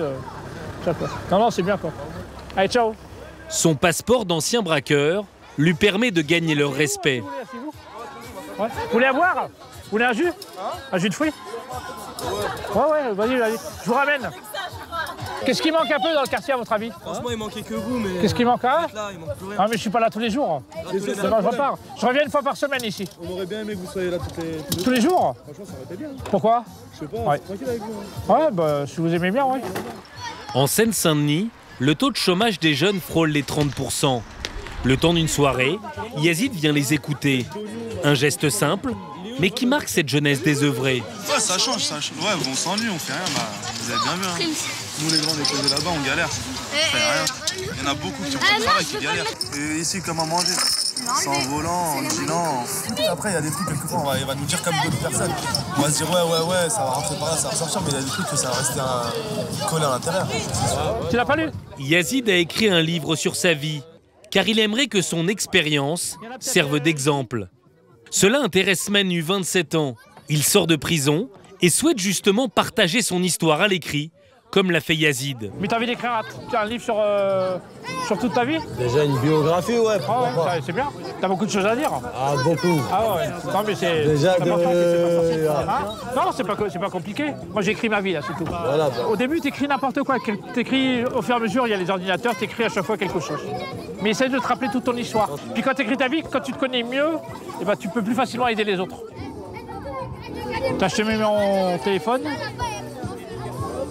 Là, je vais le lire aujourd'hui, je le lis. Samedi, je l'envoie à Fleury. C'est vrai? Ouais. Ou à Meaux, ou je sais pas. Ouais, pourquoi tu l'envoies? Pourquoi? Parce que les mecs à l'intérieur, ils vont le lire aussi. Oui, l'important, c'est que comme ils sont en prison, à l'intérieur, il va être passé et les gens, ils vont le lire. Ah bah, c'est super. L'attention que lui porte Yazid remotive Manu. Il m'a écrit carrément mon nom, son numéro de téléphone, mon nom, mon prénom. Bonne lecture en espérant que mon histoire te donnera plus d'espoir face à l'avenir. Amitié. Elle l'a signé. Sympa, très sympathique carrément. Et ouais. Franchement lourd. Lourd. Il y a de quoi faire. Il ne faut pas dormir parce que quand tu dors, quand tu te réveilles, c'est trop tard des fois. Recréer du dialogue et du lien, c'est le cœur du travail de Yazid. Mais il reste réaliste sur son impact. D'un côté, c'est bien parce que beaucoup de rencontres, on a vu du monde, on a passé des messages, on a apporté un peu plus d'espoir. De l'autre côté, un peu de frustration parce qu'on part et puis demain, ça sera comme hier. Je suis un pansement, moi, je suis là provisoirement et puis quand je pars, la situation retombe, donc je suis toujours un peu frustré. Mais c'est pas grave, ça m'empêche pas de continuer à revenir après la semaine d'après, parce qu'après, je vais sur d'autres quartiers, quoi. Alors, pour que son expérience serve de façon plus pérenne, Yazid revêt une dernière casquette. Quand il n'est pas dans les prisons ou les cités, l'ancien délinquant intervient dans un lieu plutôt inattendu. Il donne des cours à l'université de Nanterre. Bonjour. C'est gentil, ça. Ce qui était intéressant aussi dans les dossiers, c'était que vous avez bien expliqué la problématique des jeunes, pourquoi les jeunes sont dans les halls, sur le chômage, les jeunes ils sont là parce que c'est un lieu de socialisation, mais en même temps ce qui est important, c'est un lieu où ils se retrouvent, c'est un refuge, en même temps c'est une protection, quand on ne se sent pas accueilli à l'extérieur, c'est peut-être le seul endroit où ils se sentent bien. Depuis sa sortie de prison, Yazid a passé une licence en sciences de l'éducation et un master en ingénierie de la sécurité. Mais ce sont les codes de la rue qu'il cherche à transmettre à ses étudiants qui veulent devenir pour certains des médiateurs sociaux. La violence, c'est quand même une forme de citoyenneté par défaut. On n'est pas content, on le dit, on gueule, on va brûler, ou alors on va manifester. C'est ce qui fait bouger malheureusement la politique de la ville. Tant qu'il y a de la violence, il y a de l'espoir en même temps. Méfiez-vous des quartiers calmes. Le cours de Yazid, il nous permet vraiment d'avoir une vue sur le terrain. On a des cours vraiment théoriques. Et lui, on a l'impression vraiment, on est en cours, pourtant on est en classe, on est à l'université, mais on a l'impression d'être sur le terrain. Mon boulot, c'est de préparer la relève. La relève, c'est eux, quoi. Au bout d'un moment, le jour où je peux m'arrêter et que les autres continuent, si j'ai pu apporter quelque chose, c'est super important, quoi. Merci à tout le monde. Merci à vos cours. Bientôt, ouais. Merci. Yazid a inventé son métier. Une belle revanche face à ceux qui l'avaient condamné. Avant, moi, j'étais délinquant. Aujourd'hui, je travaille sur la prévention de la délinquance. Avant, j'étais en prison. Aujourd'hui, je travaille en milieu carcéral. Avant, j'étais un mauvais élève en échec scolaire. On m'avait dit que j'étais en échec scolaire. Aujourd'hui, je suis enseignant à l'université, quoi. Vous voyez, on peut être tout, puis le contraire de ce qu'on pensait de soi, quoi. Yazid avance seul. Il aimerait que son parcours puisse en inspirer d'autres. Bon, voilà, ça explique un petit peu tout le travail que je fais. C'est bien les prisons, l'université, le terrain, tout ça. Il n'y a pas de mystère. Plus on fait du terrain, plus on est bon en faisant le travail. Allez-y. Ouais, bonsoir. Dans les facteurs qui favorisent l'entrée en délinquance, tout à l'heure, il y en a eu beaucoup qui ont été énumérés. Il y en a un qui n'a pas été abordé et je voulais savoir si vous aviez des données là-dessus, un avis à partager. C'est la question du genre. Les garçons, les filles, pendant l'interrogation. Je ne sais pas compris la question. Est-ce que dans l'imaginaire qu'on a, et d'ailleurs de toutes les discussions qu'on a eues, à chaque fois qu'on parlait des jeunes, on genrait tout au masculin, est-ce qu'il y a une spécificité? Est-ce que c'est masculin? Est-ce que c'est juste la langue qui dit le masculin l'emporte? Est-ce que les filles pratiquent autant la délinquance ou moins que les garçons? Alors moi, je travaille beaucoup la nuit dans les quartiers, donc quand je m'installe la nuit dans les quartiers, je rencontre peu de filles. Ça ne veut pas dire que les filles ne sont pas en danger, mais elles ne sont pas dans l'endroit où il y a les garçons. Les filles sont peu dans les hauts d'immeubles. Elles sont ailleurs. Les filles ne peuvent plus recevoir leurs copines chez elles, chez les parents. Et les garçons, non, ils ne reçoivent pas leurs copains chez eux, ils les reçoivent dehors en même temps. Donc, et les garçons ne veulent pas souvent qu'ils disent moi je veux bien être ici, mais je ne veux pas que mes soeurs soient ici en même temps. Vous voyez, il y a une histoire aussi de côté. Mais ça ne veut pas dire qu'ils ne sont pas en danger. Moi, j'interviens beaucoup en prison. Il y a 75 000 détenus à l'heure actuelle. Il y a à peu près 0,9% des mineurs en prison. Et les femmes représentent 30% de la population pénale en prison. Il y a à peu près 2500 femmes en prison à l'heure actuelle. Vous voyez, donc elles sont beaucoup moins dedans en même temps. Mais il y a une grosse inquiétude en France que la violence et la délinquance des filles augmentent d'une année sur l'autre, de plus en plus en même temps. Parce qu'elles vivent aussi des situations très difficiles, mais elles sont moins visibles en même temps. Mais ça ne veut pas dire qu'elles ne sont pas en danger. Elles sont aussi en difficulté, mais dans mon travail, moi, je rencontre beaucoup plus des hommes. Même si je fais des débats dans les prisons pour femmes, mais les prisons pour mineurs aussi, mais la grande majorité que je rencontre, ce sont des hommes, quoi. Alors moi, du coup, j'avais deux questions en fait pour vous. La première, c'était de savoir, parce qu'en fait, on voit bien que les jeunes ils s'identifient aussi à vous, et du coup, c'est aussi pour ça qu'ils vous écoutent, parce que votre parcours leur parle, enfin, ce que vous avez vécu, ça leur parle. Du coup, la première question, c'était de savoir, nous, en tant que travailleurs sociaux, du fait qu'il n'y ait pas d'identification possible, comment on peut amener ces jeunes à être moins violents, en tout cas à entendre ce qu'on peut leur dire, voilà, ce qu'on peut leur dire au quotidien. Et la deuxième, c'était, voilà, moi je m'intéresse un petit peu à la communication non violente, et Marshall Rosenberg dit souvent que la violence, c'est l'expression d'un besoin qui est non satisfait. Est-ce que vous pensez que c'est vraiment le cas? Oui, tout à fait. Pour cette question-là, derrière la violence, il y a toujours des besoins non satisfaits. C'est des besoins d'amour, des besoins de valorisation, des besoins de sécurité et des besoins de reconnaissance. C'est des besoins qu'on a tous besoin dans la vie en même temps. Des besoins d'amour, des besoins de valorisation, des besoins de reconnaissance et des besoins de sécurité. Et derrière ces besoins, il y a des peurs. C'est la peur d'être agressé, les peurs d'être rejeté, les peurs de ne pas être aimé. C'est ça en même temps. Donc, derrière la violence, il y a toujours des besoins, et derrière les besoins, il y a toujours des peurs qui sont derrière. Moi aussi, j'ai aussi une formation sur la non-violence et tout ça, je travaille beaucoup là-dessus. Et sinon, sur la deuxième question, attends, ça a commencé par quoi la deuxième question? Ah oui, c'est vrai, mais mon travail, je suis un ancien délinquant. Je connais tout ça, mais mon boulot, c'est de... Comme ils vont m'écouter par rapport à ça, j'enlève cette fascination de la délinquance. Ne soyez pas fasciné par les délinquants. Les délinquants, c'est des gens pas bien, ce qu'ils font, c'est pas bien. Et quand on choisit la délinquance, on finit en prison ou au cimetière, et on fait pleurer ses parents. J'enlève cette fascination.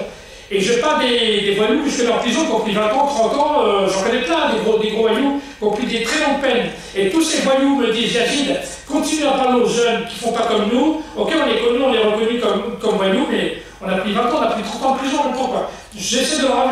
Et avec nous, ça passe plus facilement, parce que je suis passé par là pour ça, hein, par rapport à la délinquance, mais j'enlève cette fascination. Et deuxièmement, maintenant c'est à vous de trouver d'autres moyens d'être attiré par les garçons en même temps. Trouver d'autres les qualités que vous avez, que nous on n'a pas, que vous avez, que vous pouvez faire. Ça c'est que quand je passe à la nuit dans les quartiers, il y a plus de femmes qui m'accompagnent que des hommes. Il y a plus de femmes qui m'accompagnent en même temps. Et les garçons sont très contents de discuter avec des filles. Des fois ils disent à la fille, ils disent, tu te rends compte, moi ça fait 6 mois que je n'ai pas parlé avec une fille, hein. Vous voyez, donc ils le disent. Et plus il y aura de la mixité filles-garçons dans les quartiers, et moins il y aura de la violence. Il y a beaucoup de violence parce que les garçons sont contre eux en même temps, quoi. Donc il faut que davantage qu'il y a de la mixité, quoi. Je ne veux pas d'ouvrir une agence matrimoniale dans les prisons, mais presque, quoi. Parce qu'à un moment donné, il faut créer des mariages, il faut créer des unions, il faut qu'à un moment donné que les gens arrivent à se parler entre eux. Et donc ça c'est important de recréer ce dialogue entre les filles et les garçons dans les quartiers, quoi. Ça c'est important, quoi. En même temps, j'essaie de voir si je peux vous mettre une petite vidéo rapide. Allez-y là, posez la question. Oui, une petite question sur votre association, ça s'appelle Médiation Nomade, je crois. Oui, c'est ça, oui. Depuis quelle date, quelle source de financement, est-ce que vous arrivez à essayer l'objectif ou les objectifs de votre association en vous déplaçant? Quelle politique de communication vous faites pour votre association? Donc, depuis quelle date? Oui. Quels sont les moyens? Bon, l'association existe depuis 2011. J'ai commencé à Clichy-sous-Bois. J'en suis à peu près à 120 villes en France que j'ai fait, y compris en Outre-mer. J'en suis à peu près à 550 soirées en France. Je suis financé par directement le ministère de la Ville, la LCT, l'Agence nationale de cohésion des territoires, parce que je travaille à niveau national. Et je suis financé par le ministère de l'Intérieur, parce que je travaille dans le cadre de la prévention de la délinquance, et la prévention de la délinquance est une compétence de l'État. Donc voilà mes deux financeurs. Et quand j'arrive dans une ville, la ville paye le prix de la soirée. Le prix d'une soirée pour une ville, c'est 600 € que la ville paye. En général, la ville demande l'argent à la préfecture, le FIPD, le Fonds interministériel de prévention de la délinquance. Il y a des villes, des fois mes soirées sont payées par le bailleur directement. C'est le bailleur qui paye les soirées en même temps. Et vous voyez, donc je suis bien soutenu par l'État. Et quels que soient les gouvernements, je serai toujours bien soutenu parce que des gens qui vont la nuit dans les quartiers en France, il n'y en a pas beaucoup en même temps, quoi. En même temps, je suis expert, j'ai mon boulot, je suis universitaire, j'ai aussi mon passé, j'ai tout ça, je suis connu et reconnu, donc je pense que j'aurai suffisamment de boulot. Maintenant, je suis en train de préparer ma relève, hein, parce que je commence à être bientôt en fin de vie, et je prépare ma relève, et je suis en train de former des personnes qui vont prendre ma place. Et ceux qui vont prendre ma place, je suis en train de former un mec, c'est un mec qui a fait 20 ans de prison. c'est vrai, mais il est très très bon médiateur, il sait parler avec tout le monde, il n'a pas peur, il est courageux, il sait parler avec les gens, il accepte d'être formé, tout ça parce que j'essaie de recruter des personnes, parce que il faut savoir avoir un certain profil, s'installer le soir, parce qu'on discute aussi avec des voyous, avec des gens qui ne nous aiment pas. Il y a aussi parfois, il peut y avoir parfois de la violence et des choses comme ça. Donc il faut des gens un petit peu solides, mais pas tout seul. Il faut aussi avec d'autres personnes. Donc là, je prépare la relève, et il y a à peu près 15 villes en France qui ont un camion comme moi, qui font exactement la même chose que moi maintenant. 15 villes. Après, l'objectif, c'est pas le camion, c'est qu'il y a des lieux d'ouvert le soir et qu'il y a des humains qui travaillent avec eux.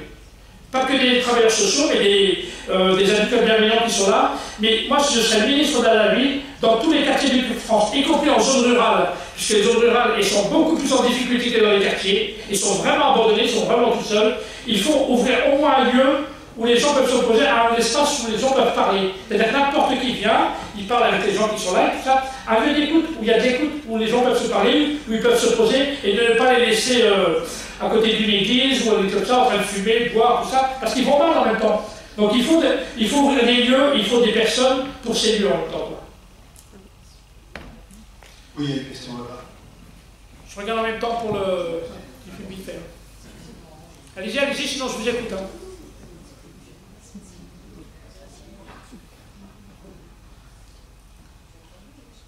Bonsoir. Je voulais savoir, vous bossez un peu avec Assez le Feu, avec des passants nous? Je les connais, je connais Assez le Feu, moi-même Nestor c'est un ami, parce que moi j'ai commencé à Clichy-sous-Bois, tout ça c'est des amis qui font leur travail de leur côté. Non, on échange souvent ensemble quoi. Ah, c'est comme ils ont un peu le même mode. Oui, mais on se connaît très bien, on est amis. Leur façon de travailler, eux, c'est surtout la parole, c'est le discours politique et tout ça, c'est très bien. Moi, je suis plutôt axé prévention de la délinquance, mais on est tous partenaires, on se connaît, parce que quand j'arrive dans un quartier, j'essaie de voir qui je connais déjà, parce que je préfère y aller avec des personnes que je connais, c'est plus facile de rentrer dans un quartier avec des personnes qu'on connaît ou qui nous reconnaissent. La chance que j'ai aussi, c'est que quand j'entends, je passe à la télé, donc quand j'arrive dans un quartier, il y a plein de gens qui me reconnaissent. Ils disent, ah ouais, on a entendu parler de toi, et puis je fais voir mon bouquin et tout ça, donc ils sont forcément intéressés au départ. Quoi. Mais Assez le Feu, moi-même le soir, tout ça, je connais très bien. Quoi. Là, je parle plus de Dépassons nous. Oui, je connais Dépassons nous. Ça fait 2 ans que je suis intégrée le collectif. C'est très bien. Parce que sur la ville, je ne retrouve pas de ressources, en tout cas, pour accompagner au mieux cette population, entre guillemets, la jeunesse des quartiers populaires. Et je trouve ça très bien parce qu'on se forme entre nous. On visite des villes de France avec les mêmes problématiques et on avance ensemble, on trouve des solutions ensemble. Et puis c'est important. Allez-y, je vous écoute parce que je regarde aussi si je trouve. Après, le fait de faire l'animation de rue, donc le travail le soir, tout ça, etc., c'est pas très dérangeant. En même temps, je vous fais tourner des petites images de. Allez-y. Comme ça, vous regardez en même temps, mais sauf que quand on accueille ce public le soir, on discute avec eux et qu'ils ont des revendications, on ne peut pas y répondre. Et ce n'est pas des volontés politiques pour y répondre non plus. Comment on fait? Comment on fait? Ici derrière, il n'y a pas de solution. Il n'y a pas de solution? Il n'y a pas de solution forcément adaptée. Oui, parce qu'on n'a pas tous les pouvoirs. Moi, je ne suis pas président, je suis pas. J'essaie de passer des messages et tout ça. Il y a des politiques qui écoutent, il y a des politiques qui ne veulent pas écouter. Hein, donc, j'ai beau expliquer certaines villes, il y a des maires qui me disent non, moi ça ne m'intéresse pas des locaux ouverts pour les jeunes, je ne veux pas d'éducateurs, moi ce que je veux c'est une police municipale et des caméras. C'est des choix politiques en même temps. Donc des fois j'arrive pas, j'essaie de les convaincre, des fois j'y arrive pas. Vous voyez la façon de m'installer? Moi c'est comme ça le soir, il y a une jeune lumière, c'est un tour en même temps. Tous les gens qu'on voit ici, c'est des jeunes qui sont normalement dans les hauts immeubles. Vous voyez, c'est important de créer des espaces comme ça. Quoi. Une question ici. Moi je voulais savoir, c'est un peu. Au niveau, vous avez une expérience en prison, et je me dis, mais comment ça se fait qu'on n'arrive pas à lutter contre la récidive, surtout chez les jeunes? Et donc, je me pose la question, c'est pas possible de se former en prison? Est-ce que c'est possible de passer des diplômes ou des choses comme ça en prison? Et ensuite, comment ils préparent leur sortie? Parce que je me dis aussi qu'en fait, un jeune qui va en prison pour un petit délit, il va faire 6 mois, il va revenir dans son quartier, donc quelque part, il se retrouve au point de départ. Comment on prépare la sortie de ces jeunes-là? Comment on les réinsère? Et comment on lutte contre la récidive aussi en même temps? Voilà, je sais pas, par rapport à vos expériences, vous avez peut-être des réponses ou... voilà. Non, je pense qu'on n'est pas très bon en France sur la prévention de la récidive. Le taux de récidive actuellement est à peu près de 65% de récidive Pour les majeurs, chez les mineurs, c'est entre 80 et 90%, il n'est pas très bon. En même temps, les SPIC, le service d'insertion et de formation, il n'y a pas suffisamment de monde. Ici, il y a à peu près une centaine de détenus. En sumant 100 détenus, on ne peut pas faire du bon boulot. Parce qu'ils mettent plus d'argent dans la sécurité que dans la prévention d'accident. C'est toujours pareil. Il y a une école en prison, mais il n'y a qu'à peine 10% des détenus qui peuvent aller à l'école. Il n'y a pas beaucoup de place. En plus, ils vont choisir, les surveillants vont choisir les bons détenus. Les détenus un peu turbulents, on ne va pas les prendre, donc ils choisissent. On peut passer des cours aussi par auxiliaire, c'est des cours par correspondance. Moi, en prison, j'avais passé le CFG, certificat de formation générale. J'ai passé un CAP de comptabilité, parce que comme je gagnais beaucoup d'argent dans la délinquance, avoir un CAP de comptable, ça peut me servir. Et j'ai passé un CAP d'employé de bureau. J'ai failli passer le bac, mais je suis sorti avant, donc j'ai jamais eu le bac de ma vie, quoi. Donc on ne met pas suffisamment de moyens sur la réinsertion. Donc pourtant c'est la mission de la prison en même temps. Donc ils ne mettent pas suffisamment. J'ai travaillé avec Mme Taubira là-dessus et tout ça, on a du mal à faire passer les messages et tout ça. Mais parce que la sécurité a pris sur tout le travail qu'il peut avoir à côté en même temps. Donc, et ça c'est vraiment dommage. Mais en même temps, c'est pas qu'à la prison de le faire, c'est à la ville. C'est-à-dire que c'est à la mairie de s'en occuper, parce que, de par la loi, le maire de la ville est l'animateur de la prévention de la délinquance. C'est marqué très clairement dans la loi. Donc c'est au maire de se poser les bonnes questions, il faut l'interroger là-dessus. Qu'est-ce que vous faites par rapport à la prévention de la délinquance et par rapport à la prévention de la récidive? Donc c'est à la mairie et aux acteurs de la ville d'accueillir les sortants de prison. Mieux ils ont été accueillis en sortant de prison par les acteurs de la ville, moins il y a de la récidive. En général, ils sont très peu accueillis en même temps. Sur la prison, c'est un peu comme un congélateur, tu ressens à peu près dans le même état que tu es rentré. Et c'est pour ça qu'il y a un gros travail à faire là-dessus, et les moyens au niveau. C'est pour ça que je n'ai pas ce pouvoir-là, mais au niveau politique, il y a beaucoup de choses à faire bouger à ce niveau-là. Mais on ne va pas dans le bon sens aujourd'hui, hein. On est beaucoup plus au corps de la sécurité, quoi. Je crois qu'on est à peu près là. Peut-être s'il y a encore une dernière question, mais c'est la toute dernière question. Sinon, je crois que nous pouvons tous remercier effectivement Yazid Cherki, n'est-ce pas? Je crois qu'il y a plus de choses à dire sur ce une belle rencontre ce soir. Voilà. Donc merci Yazid. Alors, oui, je vous informe que pour les prochaines activités de l'Université populaire, d'abord nous tiendrons notre assemblée générale annuelle le samedi 20 janvier à 15h, dans une petite salle ici. Aussi, espace donc de Wally. Bien, la prochaine conférence se tiendra le 16 février et aura pour thème Technolutte, ceux qui résistent à la technologie, avec Fabien Benoît. Fabien Benoît a fait quelques documentaires qui sont passés à la télévision. Bien, et le vendredi 15 mars à 18h30, on est proche d'ailleurs de ce qui a été discuté ici, ce sera Hugues Bazin qui viendra nous parler le corps de la danse comme création et résistance. Il est spécialiste, il a écrit un livre sur le hip-hop et il s'intéresse beaucoup à la culture urbaine, et donc il va nous parler de cela. Alors la conférence de Hugues Bazin aura lieu à la Maison du Théâtre, alors que la prochaine conférence, donc en février, aura lieu ici, dans ces mêmes lieux. Alors ceux qui souhaitent être informés des activités de l'Université populaire peuvent laisser leur adresse à la table qui est là. Et en outre, ceux qui souhaitent continuer le débat avec Yazid, il y a les livres dont il a parlé qui sont en vente, il y en a deux. Et il peut effectivement les dédicacer pour ceux qui le souhaitent. Il y en a un où il raconte un peu ce qu'il a dit ce soir, c'est-à-dire ses actions. Et le premier, c'est une biographie. Voilà, je vous souhaite un bonsoir et vous dis à la prochaine. Au revoir. Bravo.